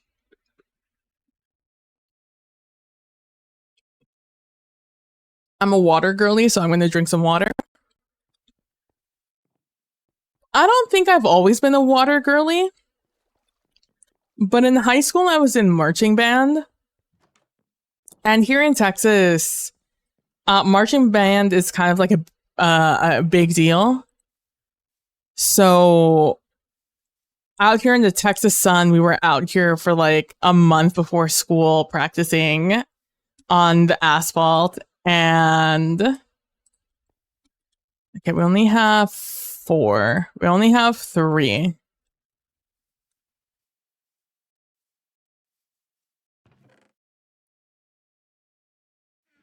Let's do 4, because I think I'll get 4 out of these other 2.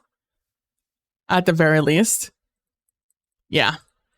I can always rely on you guys to give me more than the pumpkin farm. I need 2 layers of the pumpkin farm to keep up with these other 2 farms.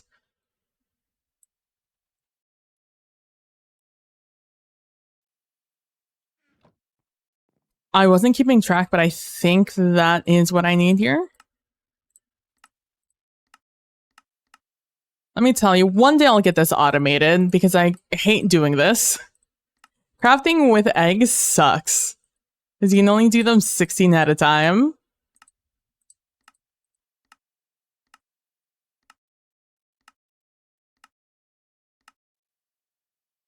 I did get enough for 5. Let's do those there. But I'm running low on pumpkin pie, so...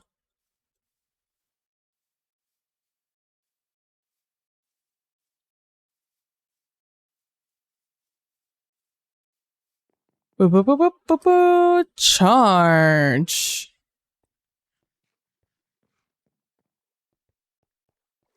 This is where I'm hiding all my pumpkin pie, by the way, if you were curious.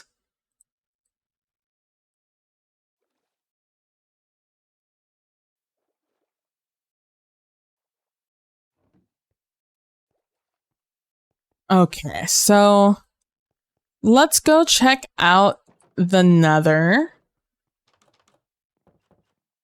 Actually, let me go grab some...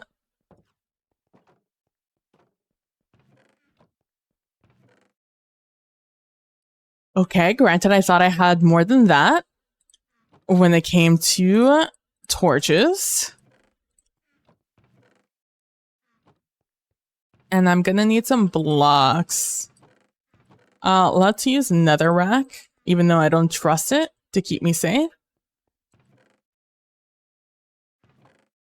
I also left home without arrows, so I left all my arrows elsewhere.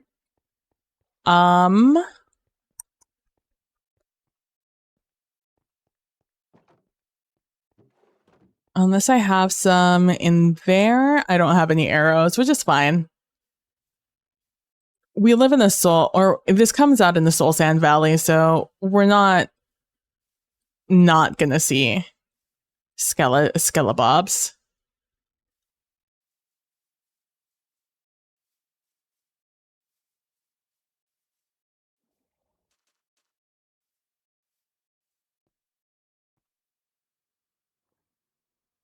I want to scout out a little bit of the basalt delta up here. Oh, let me...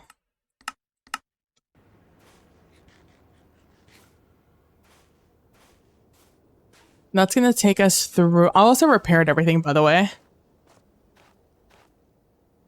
As you can tell from my tools, I've repaired my stuff.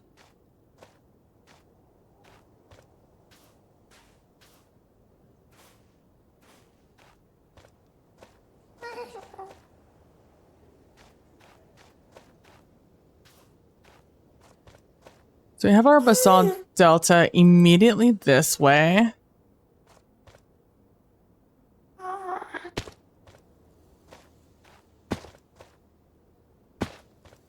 I need to get like a pack, a resource pack that lowers the volume on those guys. Ow. Damn, look at all these guys spawning in.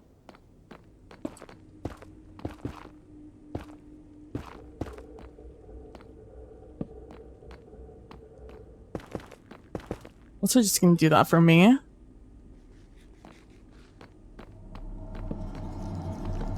Oh, spooky noises.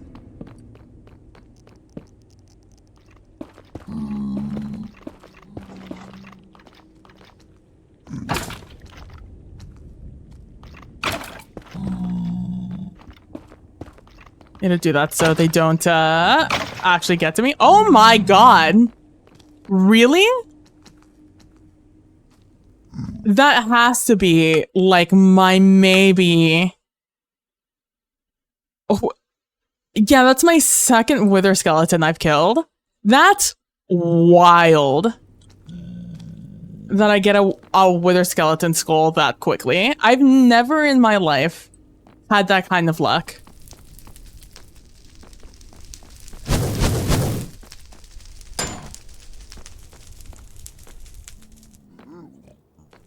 I don't even know how to act right now. I'm gonna go drop this off.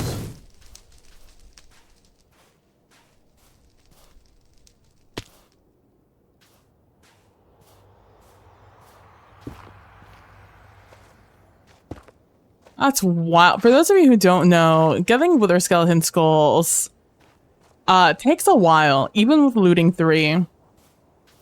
The percent chance you have to get a wither skeleton skull is it's pretty low.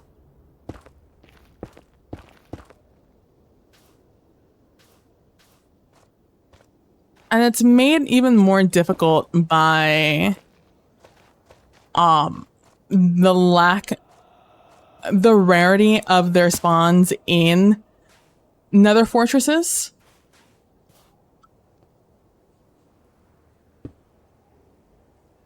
Just gonna put that guy there. Nice and protected. I cannot believe I just got a wither skeleton skull on my second ever wither skeleton kill. I'd have to go back and check a VOD, but I'm fairly certain that the first wither skeleton I killed was without looting. So that's my very first skeleton with looting that I've killed, probably in the series. Wild.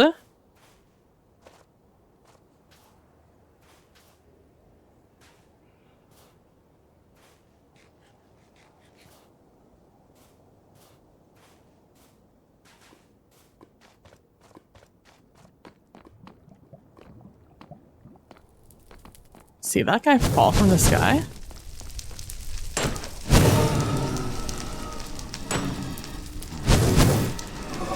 Oh, that's bullshit. No shot, you hit me. Unfortunately, I have to wait for that guy to pass me by.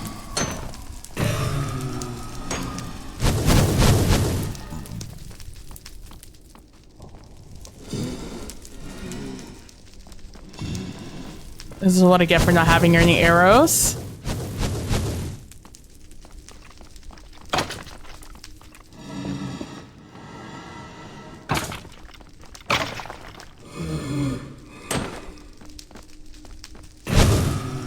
Ow.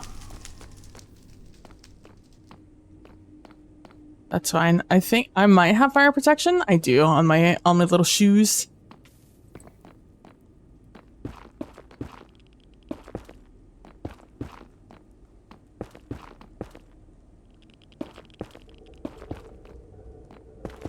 And just for posterity, let's throw it over there also. Those are safety rails, so if ever I need to like run away because I'm getting overwhelmed, I can go over here and be safe from wither skeletons, because wither skeletons are the most dangerous thing, in my opinion. Aside from pigmen, if you piss off pigmen. Oh, there's a ruin portal down there.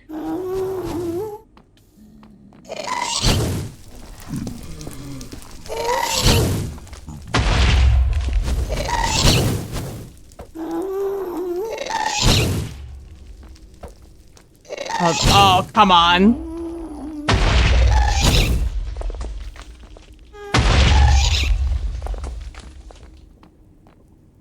I haven't killed any regular skeletons, eh? Nope.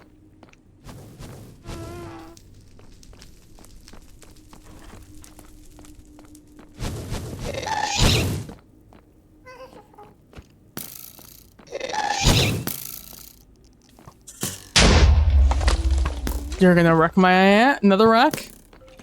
Yeah, keep walking this way, little guy. Give me your arrows. So hold up.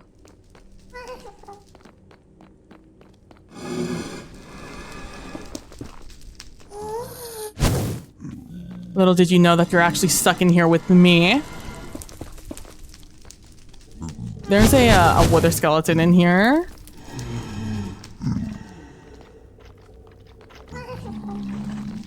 That I'm concerned about. Oh my god.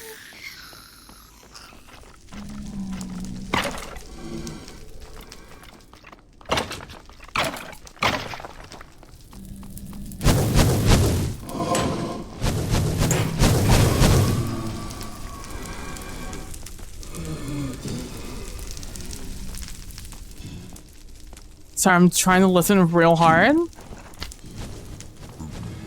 Because I can't see past all these fucking blazes.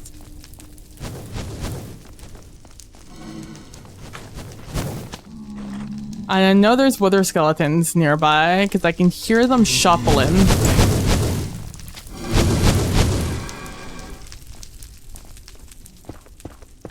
Wither skeletons are blazes at this point more annoying than not. Once you have fire protection, they're not that much of an issue, TBH with you.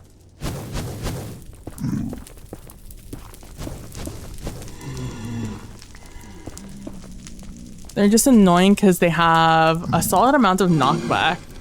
Okay, so I need to go in that direction.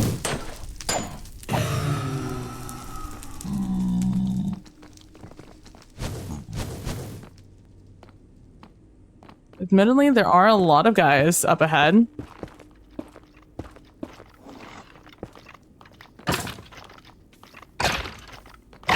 So I'm going to try and stay safe here. Oh, I'm getting shot in the back. Gonna put up more of these safety rails.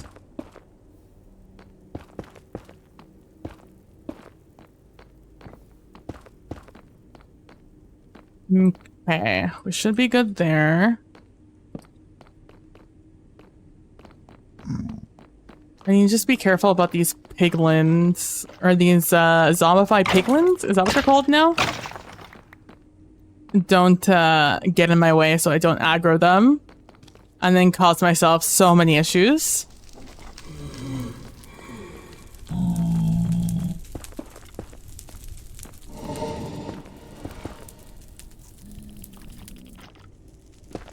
Okay.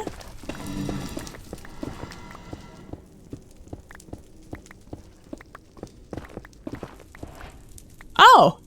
Hello there. My first piece of... Ooh. Ancient debris, that's what it's called.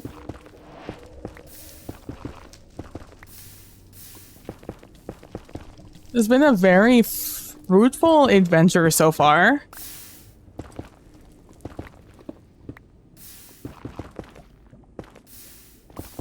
Trying so hard to cover that up. There we go.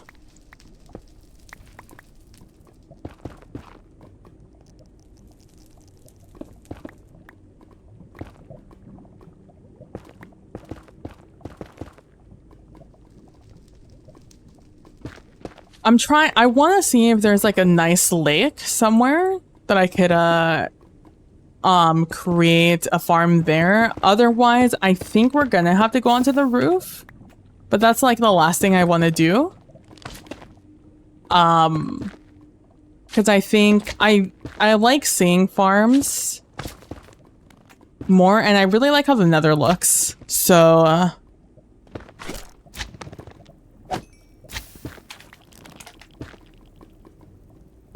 I really like how the nether looks, so I like to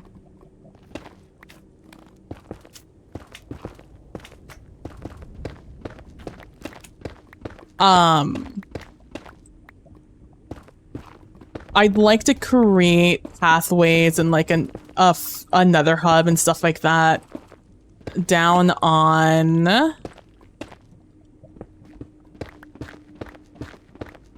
down in like the nether areas and not just up on the roof.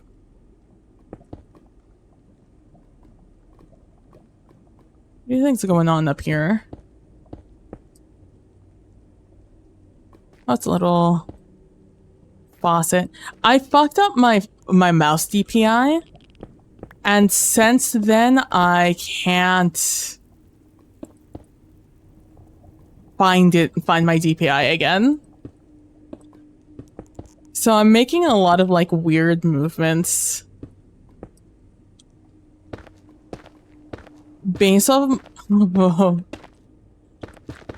lack of mobility I have with my mouse.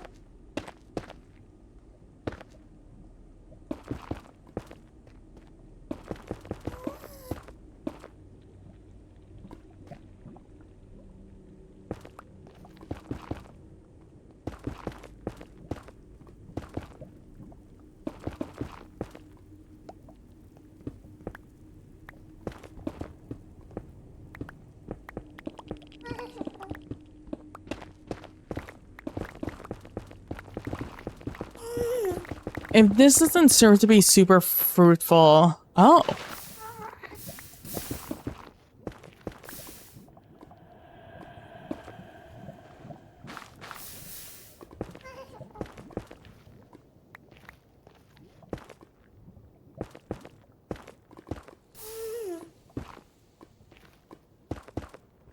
This almost feels like I'm underneath a lava lake.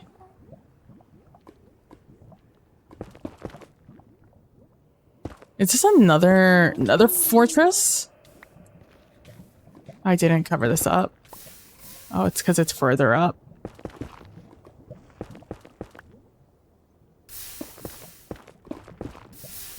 There we go. Shoot at me.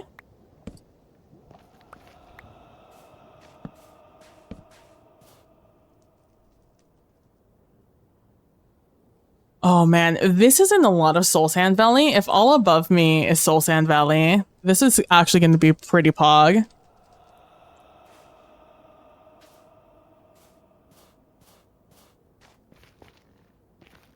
Because my biggest sadness right now is the fact that my entire nether fortress is basically in the basalt delta, aside from like one little path. But if this one is mostly in Soul Sand Valley, that will definitely make up for that fact.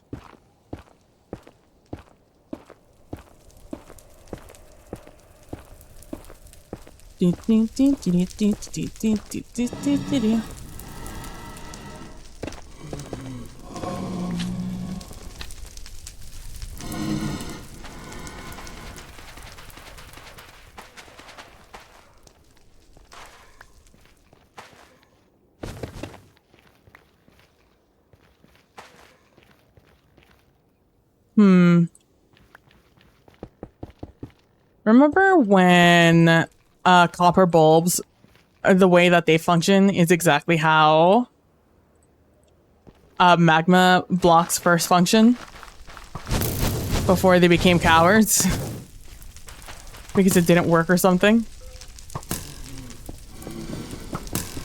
I'm getting big bullied right now. I just want you guys to know that. What's happening right now is I'm being bullied.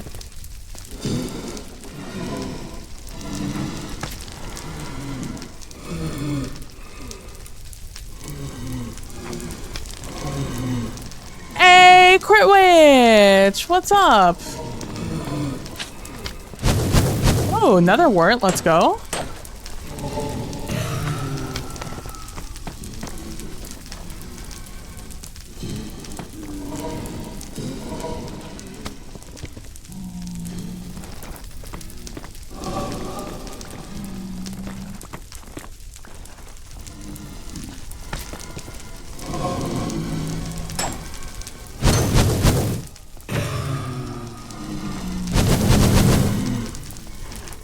That's not what I want to see right now.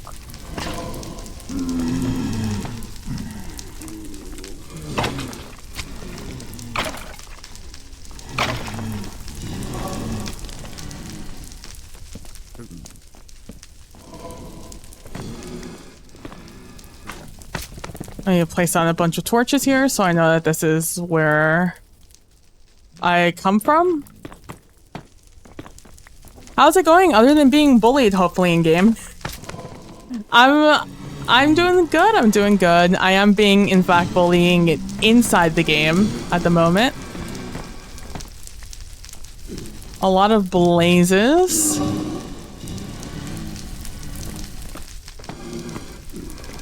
Also, I'm in need of blocks, so I'm just gonna break a couple of these down. There's just a lot of blazes up here, and I don't really have a great way of dealing with them at the moment. Because I have a ton of arrows. I just have them approximately 5,000 blocks away from my base. So they're not very close by for me to deal with them. Okay, it feels like I'm gonna have to maneuver this through. Through this. This is looking like it is big in the Soul Sand Valley, though. It's fine, we're fine. No worries. It's calm, cool, collected. I was never even concerned for a moment in time in my life. I was never scared. That makes one of us.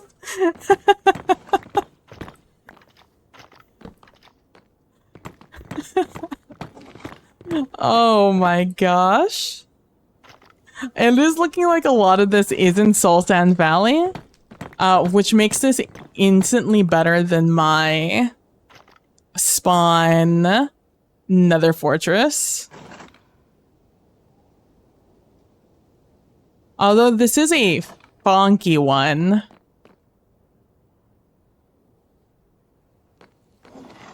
I'm better off going up top.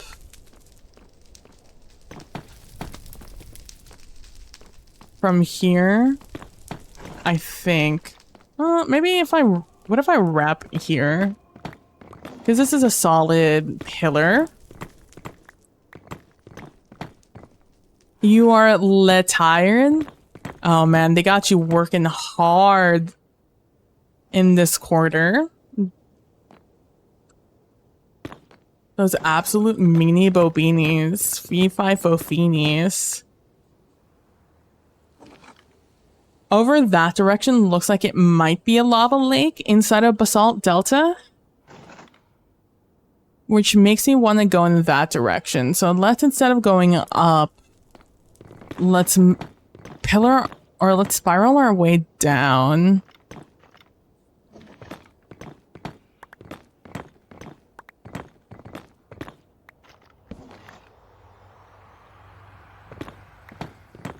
Oh, that's a spooky sound. It's not even our 100 Days of Horror yet. Let me tell you, I am very much looking forward to hanging out and playing with Galino. I am a little concerned about how potentially scary the mod pack we're going to be playing is. We've decided to do a little bit of an RP with it, so hopefully that makes it a little bit less scary as I have to like intellectualize the situation. That doesn't really look like a lake, huh?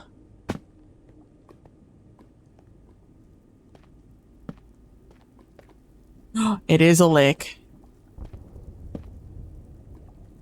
Oh, but it doesn't look like it's super in Basalt Delta.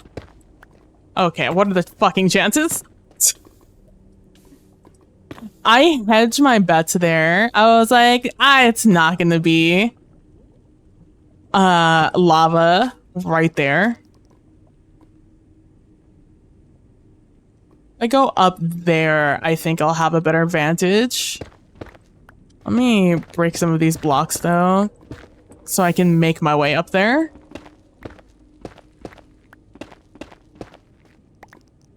I'm basically quiet screaming, and PB, oh, that was not what I wanted. Jump. I'm so sorry. My apologies.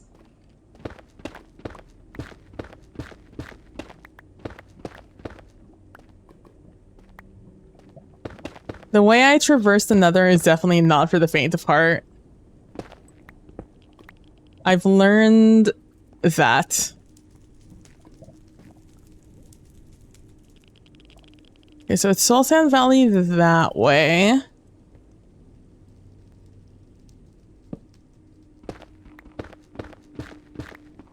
Calm, cool, and collected, PB.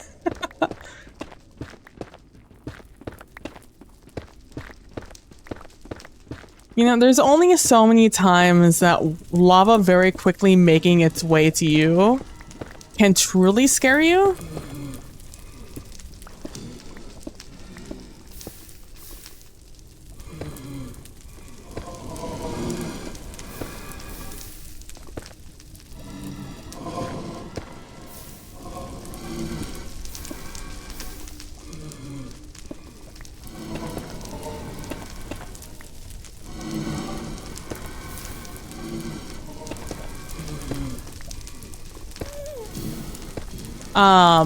But yeah, I am a little concerned. I am a little bit of a scaredy cat. Believe it or not, when it comes to scary things. That's such a weird angle of this. I'm gonna go ahead and hope that I'm not under a spawner. Because that might, in fact, be a worst case scenario here.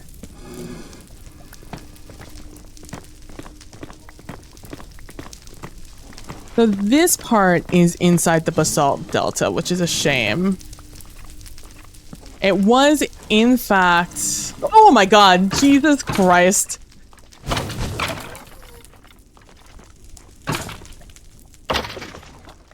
I did move my... I wasn't expecting... I was actually expecting him to be up there. I just was really hoping he wouldn't be up here. It's kind of what happened there. And if he was up here, I wasn't anticipating him coming down. I'm really not doing great for people's hearts on this one, huh? Another damn blaze spawner up there.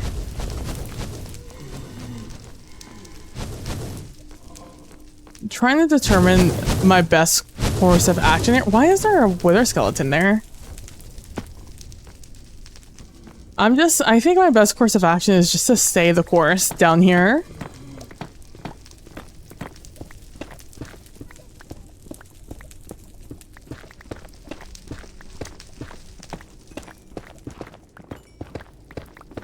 And keep gathering blocks. What level am I at here? 67? I'm above lava lake level. But I believe just barely.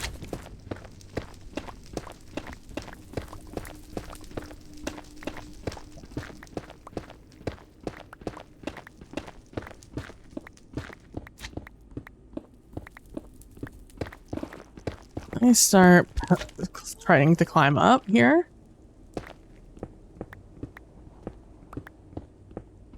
I would like to get up before I hit the lava lake. I fear I've gone too far though. I'm definitely inside like some sort of large I don't know, like mountain, I guess, pillar. I don't know what you'd classify. Oh, that's not promising. Oh, it was promising. Let's go.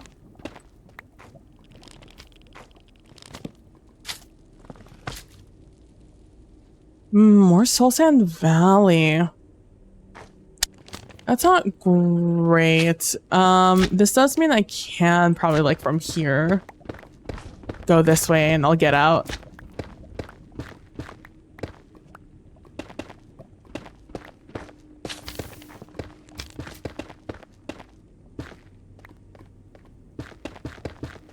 The good thing about these railings is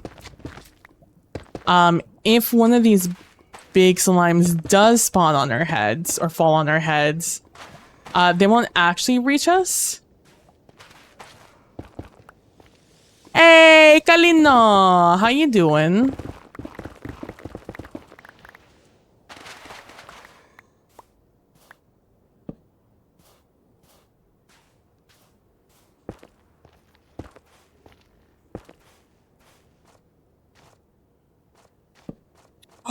Oh man, why do they keep being half in Soul Sand Valley, half in Basalt Delta?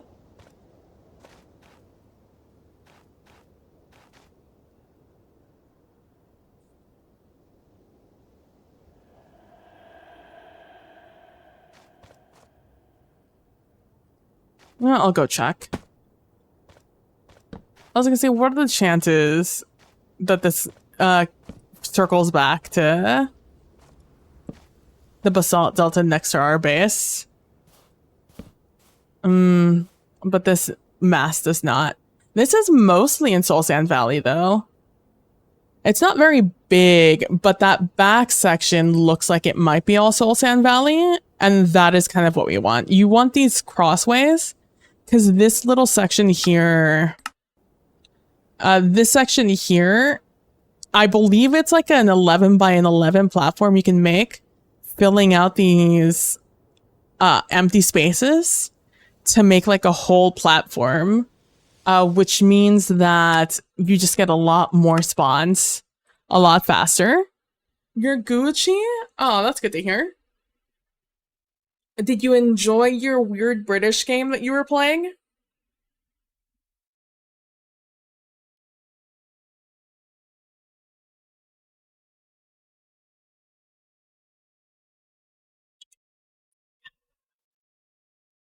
I'm just taking a second to stretch and drink some water.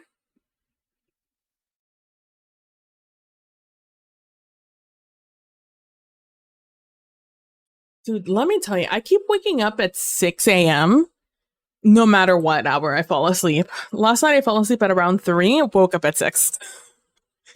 The night before that, I woke up at I fell asleep at 10, 11, woke up at 6. It doesn't matter how much I've slept in the day, how many naps I've taken, I'm waking up at 6 a.m. Sometimes I can get myself to fall back asleep, but not always. Who did that? You shot me from over here. Show yourself, you fiend. You undead fiend. I need your arrows. Give me your arrows. Up to 7, let's go.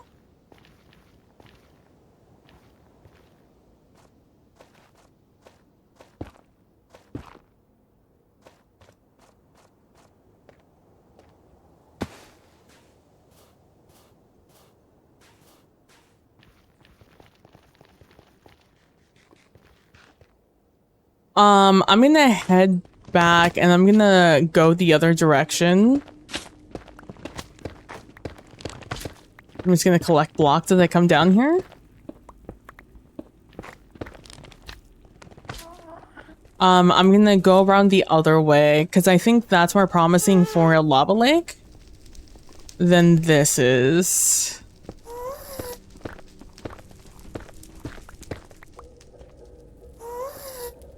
I need to end up over there.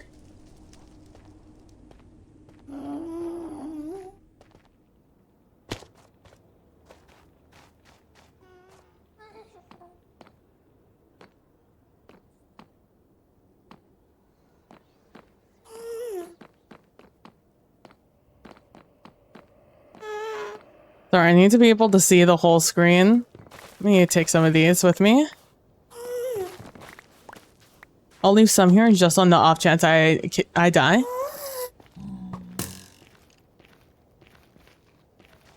You're not in an easy place to go to see. See? That's what I'm talking about. They can't hit me. Only the little babies can. And they don't hurt that hard. They don't hit that hard. That's what I meant to say. I was gonna say they don't hurt and they don't hit that hard. Okay, let's go this way. It's not super far away. It feels like we traveled forever, but we really didn't.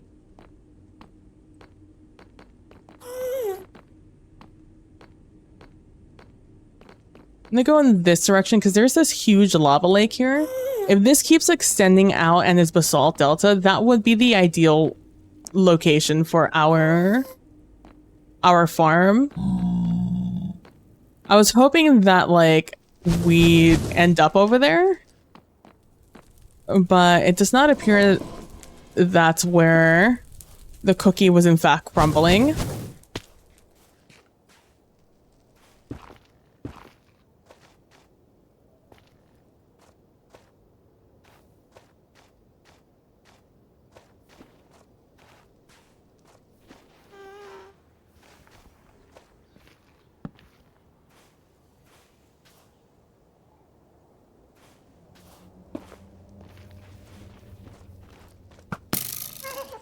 Hi, please give me your arrows. Thank you so much. Specifically for these bitches.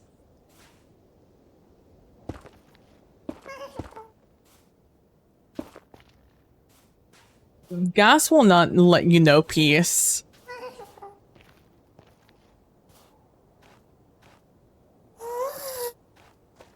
It feels pretty good. Let me up my render distance.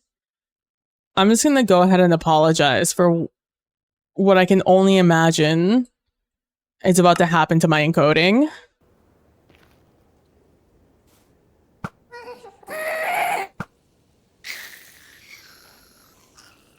Okay. It's a fairly big lake. It's not a huge lake, unfortunately.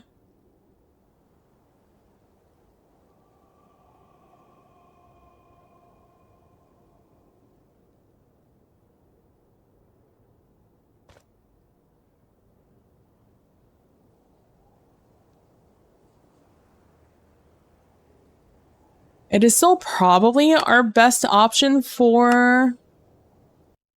Let me put this up a little bit. It's probably still our best area for a farm. I'll keep looking, but it definitely feels like that might be the best we can do here. I don't remember what this was at. I'm just gonna do a blanket 12. It actually held up well, yeah. I was surprised, considering.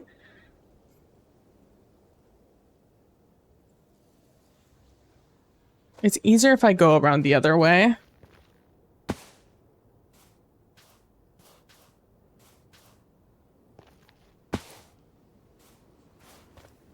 I'd go the other direction, but the other direction is mostly like the other biomes.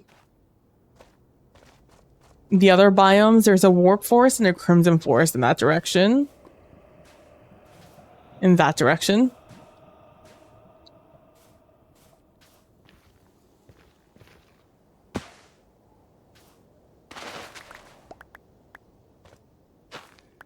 Would like to eat, please let me up.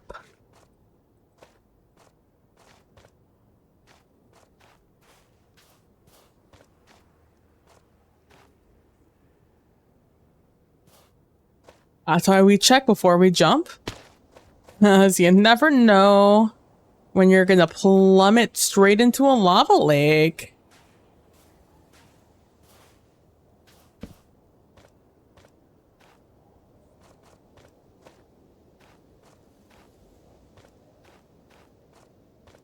Again, I am looking for a large lava lake in the basalt delta because I would like to make our Froglight farm in the middle of it.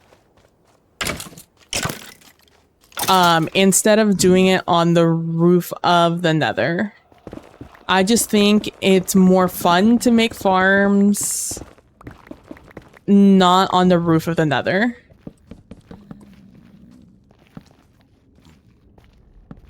That is simply where I am at right now.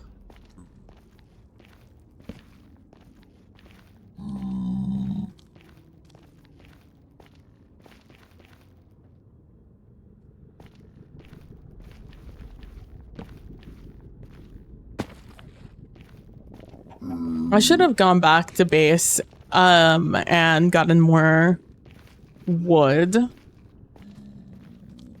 I think this is the same lava lake we were seeing before, just from a different angle.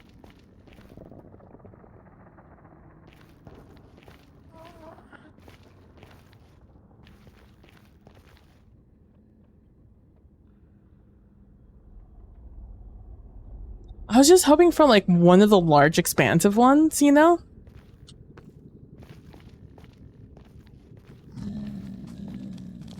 But I guess what are you gonna do? Without an elytra, I really can't go much farther than where I'm at now.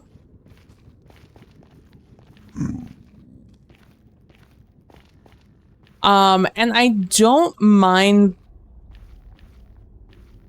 placing slabs, or better yet, clearing out a lot of this land, because I need blocks, and having to clear out area will give me blocks.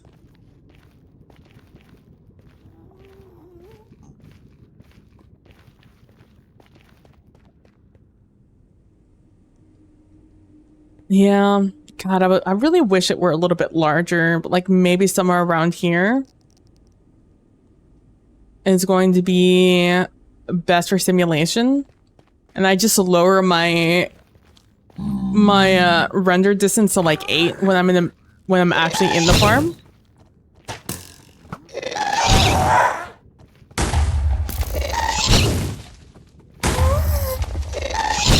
There's a piglin chasing me, which is why I'm not stopping to fight this guy.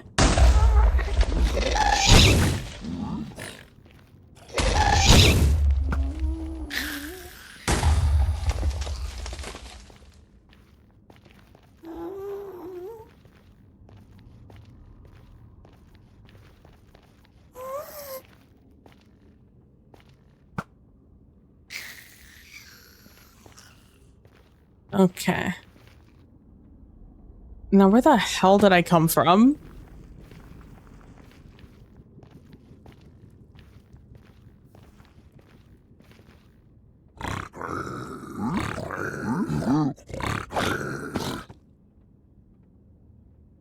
Ah, I see.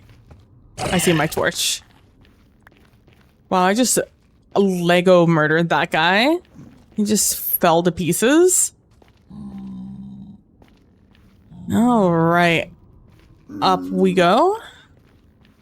Upsy daisy. Hello, excuse me. Con permiso, ando pasando. There we go. All right, so that's probably where I'm gonna try to plot out. I'm just gonna do it with slabs. I don't exactly have any slabs at the moment.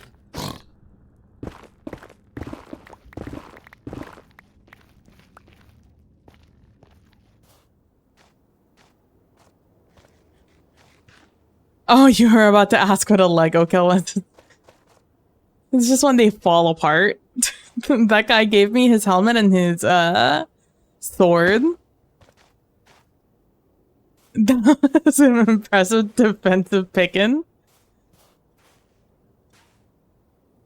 I was looking at the gas flying in the background, trying to determine whether or not he was going to be an issue. And lo and behold, that guy tried to sneak up on me. Emphasis on tried to.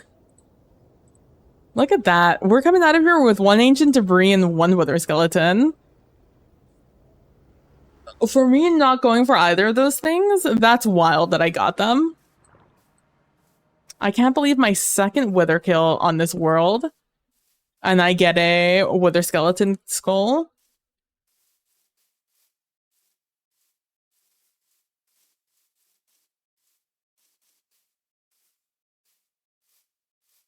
That's my own personal record.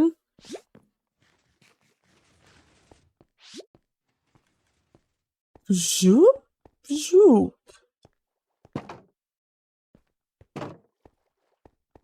Alrighty then.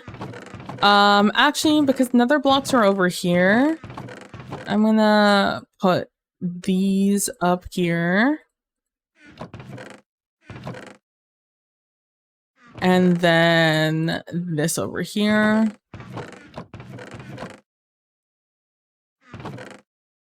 This had that.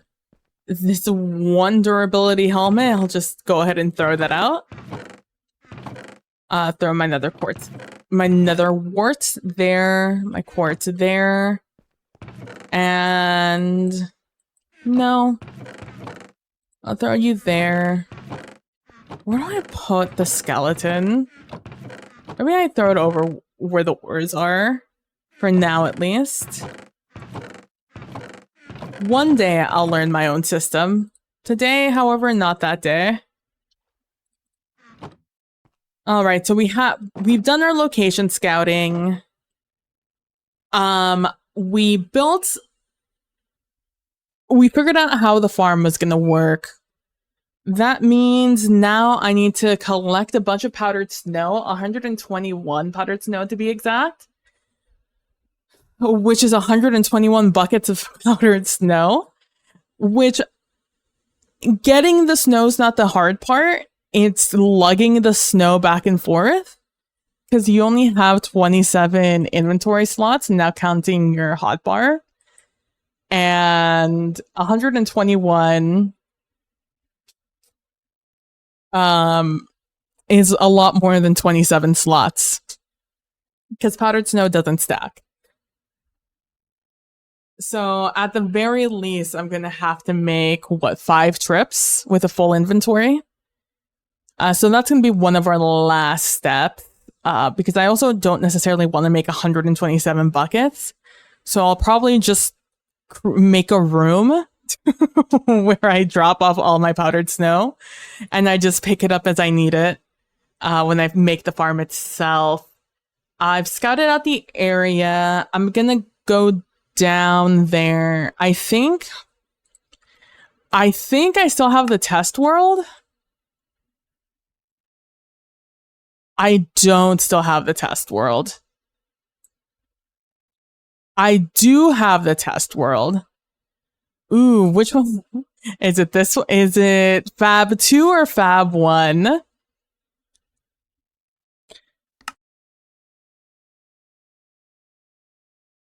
Oh, I know this place. This is where I was like, oh, I want this to be my... This is where the trading hall is going to be, by the way. I really like the area for it. I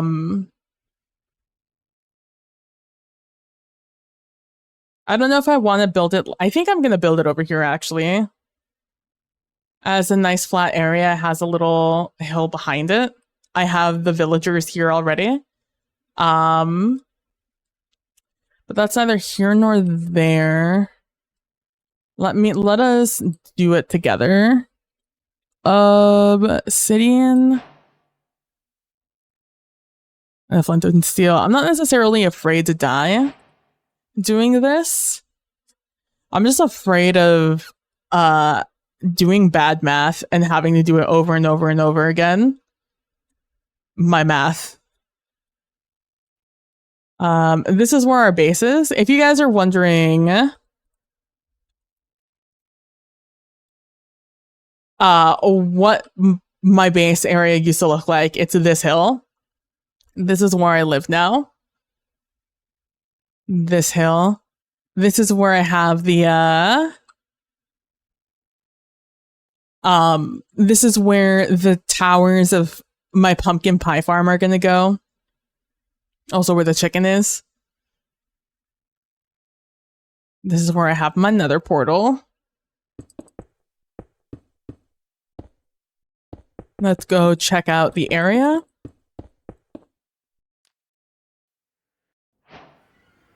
Pumpkin pie farm? Yeah, it's a pumpkin pie farm.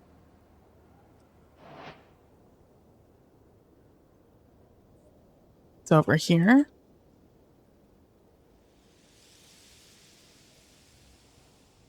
That's a little larger than I thought it was, than I'm giving it credit for. If I were to lower this to 8, 8 I believe is the max number that I get max spawns.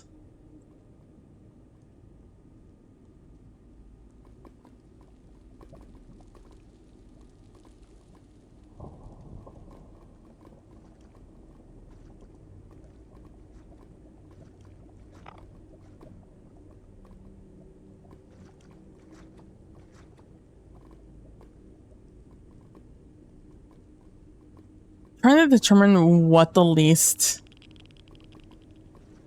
amount of work this is gonna...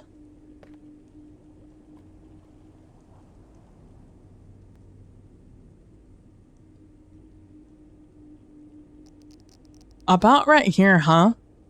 It's gonna be a lot of work.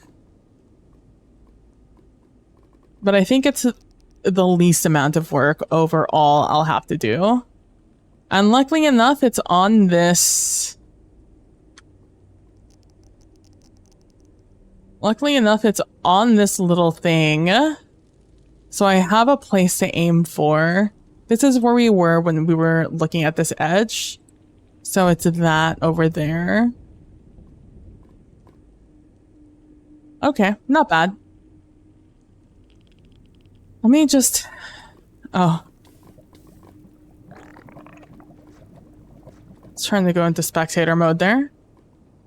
I think I might have a saddle. I might be able to drive one of these striders out into this lake. I'm just gonna do a really quick check here to make sure there's not a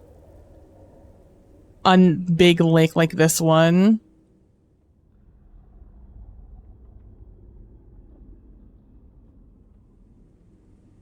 No. Let me just make sure that this is in Basalt Delta and all this area is Basalt Delta. Good, good, good. It almost looked like you were in Block Hell and Burning for a second. I mean, yeah, basically.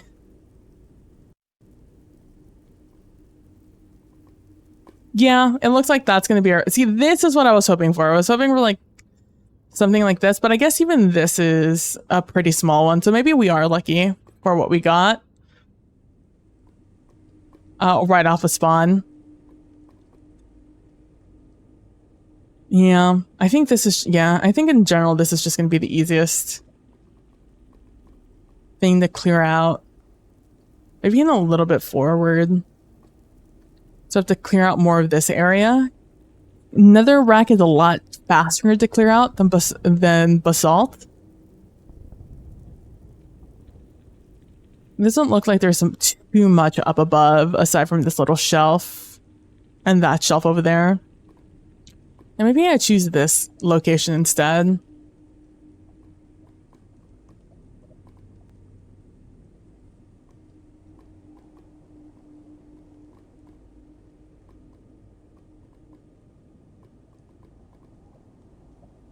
Yeah, it looks like this might be better. 194, about 185. Yeah, I think that's what we'll do. Because again, it appears that's going to be our best option here.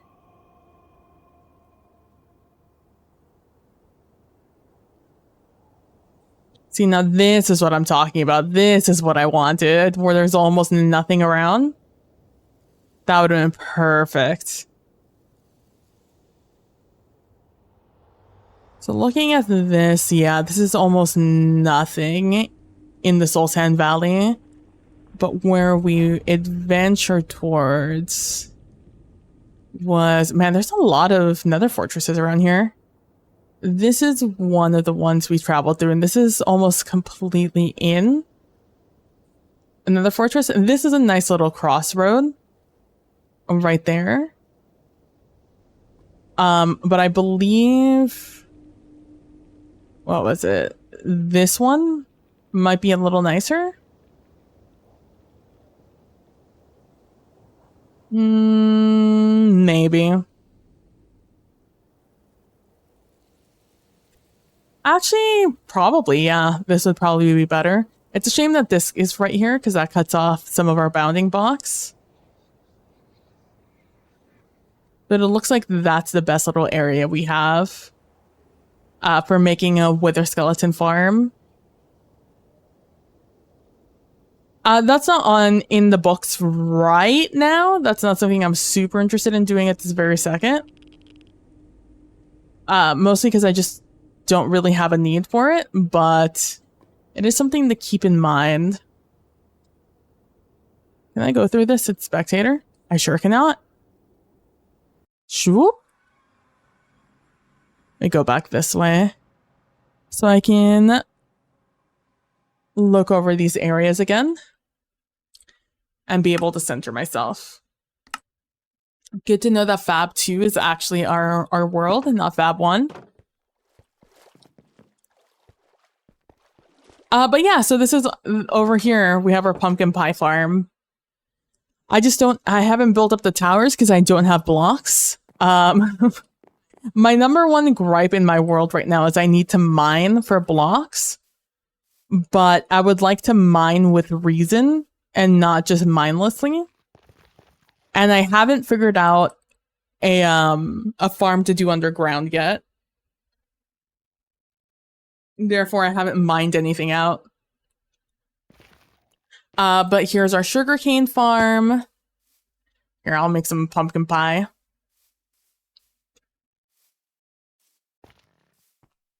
I don't have it going into a chest yet, but trust me. Once this is in full effect, it's gonna be really cool. This is our pumpkin farm. It's your classic smash farm, where these stalks will grow a pumpkin on one of these gray blocks. Then our piston arm will shoot down from the sky and break it. And then it'll get picked up by these hoppers and pumpkins are brought over here. Right now, they're not going anywhere, so there's no real pumpkin pie farm. And then from up in our chicken poops out some eggs. And that's where we get some eggs in here. This is going to be our pumpkin pie like bistro, essentially. But they added an autocrafter into Minecraft recently. And I just don't really know how they work. So I've been doing some research. Because what I want is the ingredients to come over here. So I want my eggs, my sugar technically, and my pumpkins to get shot through here so I can see them. And then from down here, I want to see pumpkin pies being shot through this way. And I just don't know how to do that. I just don't know how to do the redstone yet. I don't know how to do the wiring, essentially, for it. And so with the combined sugar, eggs, and pumpkin, you can make a pumpkin pie. That's what I've been carrying around this entire time. If you're wondering what this fortune cookie looking food item I've been eating is, it's pumpkin pie. PB's pumpkin pie. Boo. But yeah, I don't know how the wiring works yet. I have an idea and a reduced area to get it done. Because we're going to have like glass here, right? We're going to have this encased in glass so it doesn't just go spitting everywhere. It's just a matter of figuring out how the fuck to do it. And I've just not been in the place to figure that out. Because it's hard. Smile.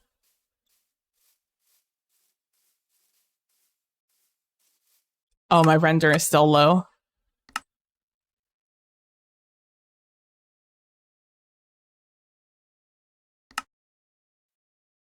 There we go, so we can see the little mountains in the background. Yeah, we've got our chicken pooping out eggs. This will be a tower. This will definitely be a tower. And then inside that little mountain, we'll have our little bistro right here.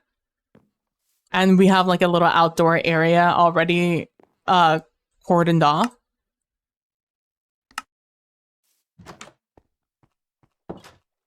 And it'll be cool because you'll be able to see the towers here and over here.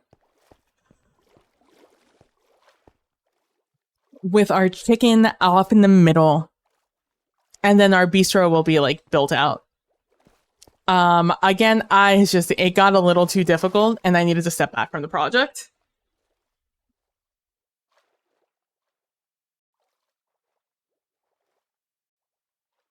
I don't know what that was, but there was something on my leg there that I just killed, some little insect. I thought it was a fire ant.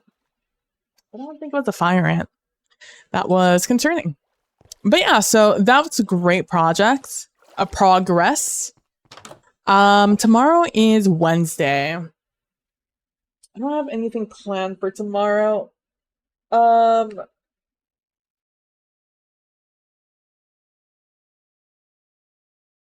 What I do tomorrow?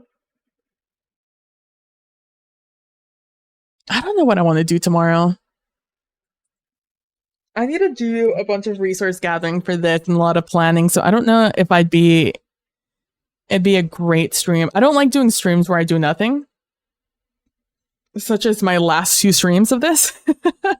Of Minecraft, where it's just me doing testing and very little progress. What?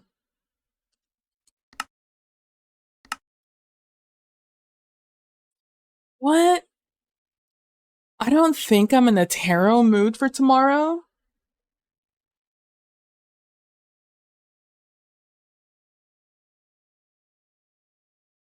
I don't know what I do tomorrow. I don't know what I want to stream. It's the last week of September.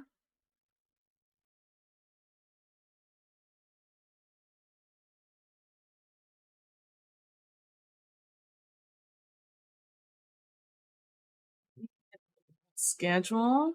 Oh, scattered thunderstorms. It is. Next week is October. Not really in the position to do that right now. To do the 1680 stream. I haven't really worked on the cards. And truly the thing that'll take the longest is just doing all the movement stuff, not really the cards.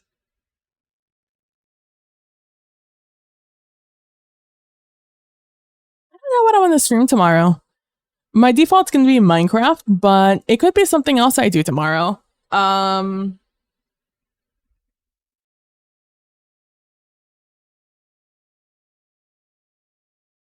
Yeah, I don't know. Maybe I might do the tarot card. I'll work on tarot tomorrow.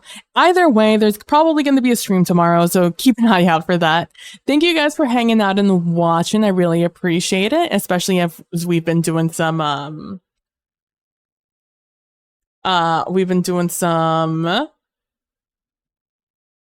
planning for this Froglight farm. I just want it to be a very strong farm, so I'm putting a lot of thought into it, so I can just, again, I don't really want to AFK, so the least amount of AFK I can do, the better, which means that the more powerful the farm it is, the better that is for us, essentially. But yeah, so thank you guys so much for hanging out and watching. I really appreciate it. A stream will happen tomorrow. What it'll be, who knows? Your guess is as good as mine. And is there anything else I need to come up with today? This Sunday over on Praxagora Thesmophoria's channel, we'll be doing, I believe it is a Palermo week. Though we'll see how things shake out based on some things happening. Um,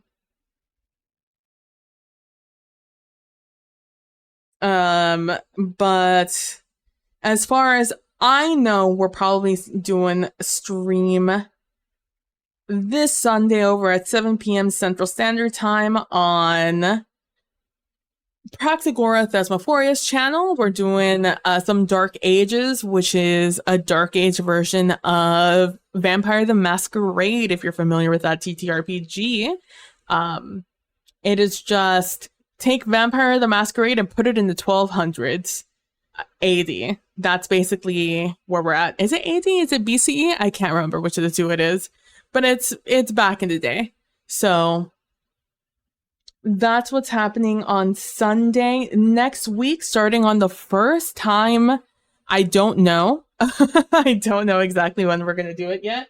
But sometime in the afternoon, evening time, starting on October 1st, we will be starting Kalino and I, our very own Kid Callan. And I will be starting a series called 100 Days of Horror. 100 Days of Horror is going to be us playing through a horror-based mod pack that's going to be very spooky. And we are going to be RPing it a little bit. I have a meeting with Kalino on Thursday to finalize some details. So on Friday, I will tell you guys a little bit more information about what is to come. Our plan right now is to do 2 streams a week, Tuesdays and Thursdays at an undetermined time. Again, sometime in the afternoon, evening time, probably. Kalino is in Eastern Standard Time, so, and he's an old man, so he sleeps at like 10 p.m. So we'll see what time he wants to stream. We're aiming to do about 3 hours. 100 Days of Horror is based off of 100 Days in Minecraft. So if we look over here onto this, you'll see, where is it? Where do you tell me my days played? Somewhere around here, it tells me my days played.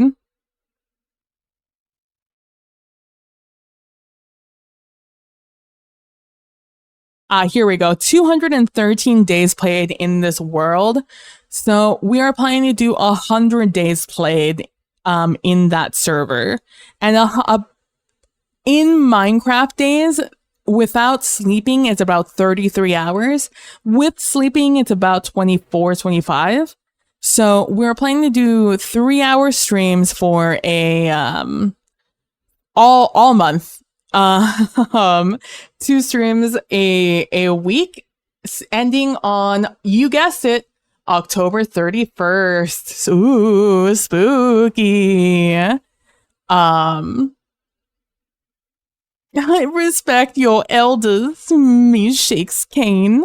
NGL, I'm super interested to see more Dark Ages stuff in general after this. I find it more interesting, but it might be the Prax effect. True. Very good at making anything seem very interesting, TBH. But yeah, Dark Ages is very interesting. I think it's just the fact that Vampire the Masquerade has always been kind of in modern times. So seeing that system played out in Elden times, in the Origins, where things are a little bit more mystical and close to the beginning of vampirism, it's a little bit more exciting.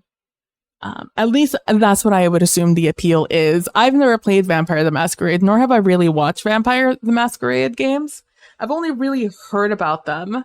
So I can't really voice too much of an opinion, just my presumptions, pretty much. But it's a fun game. I really like it. Oh no, snooze that ad while I talk about things. But yeah, that's going to be all next month, we're going to be doing that. Speaking of next month, in October 30th, I'm planning on doing a solo TTRPG called Tangled Blessings on the channel. It's a tarot-based Dark Academia Magic Academy game, and it takes place as you are an adult. And slowly but surely, we're working our way through making making a tarot deck for the first time and learning more about what the tarot cards mean as I make them, and kind of trying to figure out a way to decolonialize Dark Academia by applying it to Mexican culture.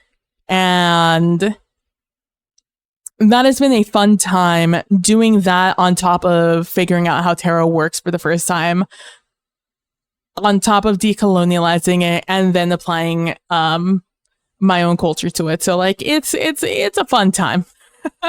But here and there we'll get some sprinkles of some tarot deck streams, because it's 78 cards and 22 of them are like a big deal, and the other 50 something of them are basically like a standard deck, just with different suits. It's cups, pentacles, wands, and swords. Those are the 4 suits, and there's 14 cards for each suit. So crossing our fingers that it's not that difficult to just kind of get those done real quick. So Sunday, I'm having my meeting with Kalino on Thursday. So Friday, I can tell you more about like our RP situation for 100 days. It is a spooky mod pack, and I am looking forward to playing it, but I'm also going to be very scared. We're very much, what I can tell you, what I do know about what we're going to do is that we all know we're in a horror movie. Like, we, the audience, understand that what we are watching is a horror movie. What Callan and I in the story are not going to know we're in a horror movie. We are slowly going to discover that as weird things happen, and we exist in the world where we are panicking about our situation without knowing that there are monsters in the dark, essentially. Aside from, like, you know, we're gonna know zombies and skeletons and creepers exist. They exist. Those have always existed in our worlds, but the other stuff doesn't. And that's where things are gonna get a little tricky. And so I look forward to telling you guys more about the storyline as Callan and I finalize it, and I can't wait to RP it out in game. I can't wait to find out what characters Callan and I end up playing. It's actually a really interesting, like, situation, or situation's not the word. Like, it's an interesting role-playing game that we're going to be doing, right? Like, RPing while playing a game has always been something I've been, like, interested in. I was interested in that before I knew what role-playing games were. When I was playing Oblivion, when I was playing Minecraft, before I knew what D&D was, I always wanted to create a story using the characters and the world I was in. In Oblivion, you know, that's an Elder Scrolls game. So it's an open world RPG, and just like having a world,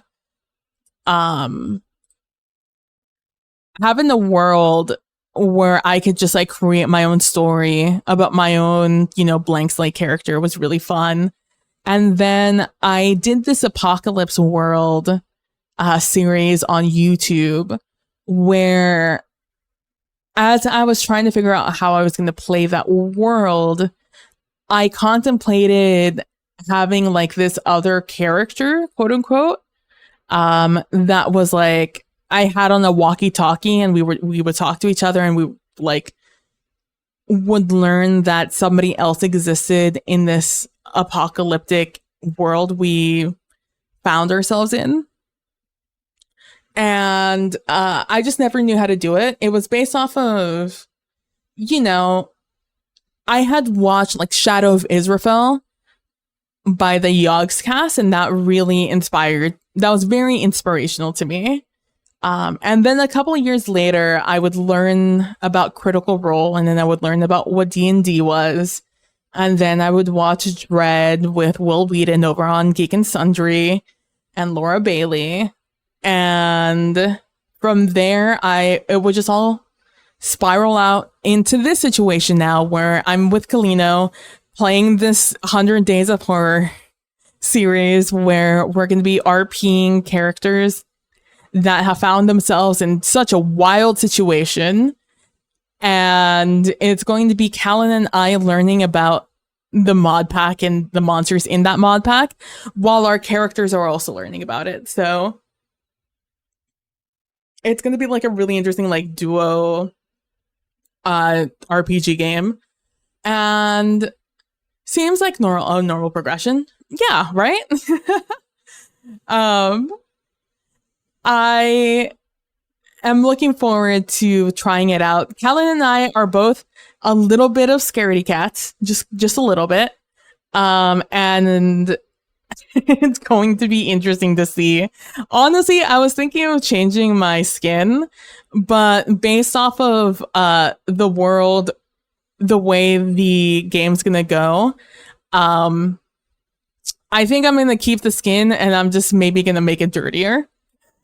I think I'm just gonna add some scuff marks here and there. But yeah, thank you guys so much for watching. I really appreciate it. Tomorrow will be another stream. What I'm doing, who knows? I sure don't.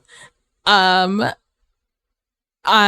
I hope to continue to see you guys as some more interesting and fun things continue to happen, especially during the spooky season. I might even do an extra TTRPG, but like, don't tell anybody, because I really want to play the Almanac of Sanguine progression. I forget what the last word of it is, but I really want to play that game, so I might do a cheeky little second TTRPG stream earlier in the month, but like, don't tell anybody. Have a good night, Kurtwitch. Have a good night, everyone. Good morning, night, evening. Don't forget to be nice to each other, and don't forget to be compassionate, and I'll see you guys all in the next one. Bye. And as always, you guys are the best. I hope you guys have a wonderful rest of your days. I hope you guys have a restful evening. And thank you so much to my lurkers. It all ends up helping in the end. Especially my lurkers who have my stream on in a way that they can watch the ads. Because ads, let me tell you, they add up. I get a good bit of pocket change from ads every stream, and then it accumulates at the end of the month to a pretty sizable amount, about what I would get, what cut I would get for a sub or two. So like somewhere around $2 to $5 is what I get a month, which is significant considering my viewership. So you guys are the best. For those of you who are subscribed, thank you guys so much. I really appreciate it. And another shout out to my lurkers. Thank you guys so much. Here's a 3-minute ad for you guys. And for those of you who are sub, thank you guys so much for subbing. Your support means everything to me. Just knowing that I have this, whoopsie. It's so easy to pin things. I've never pinned anything in my life. That was wild. What was I going to say? I just got thrown off by my own self. Yes, knowing that I have a certain amount of money coming in every month from subs really lets me like plan out ahead for things. For example, buying certain TTRPGs and supporting TTRPGs, um, getting new emotes, new overlays, getting new hardware.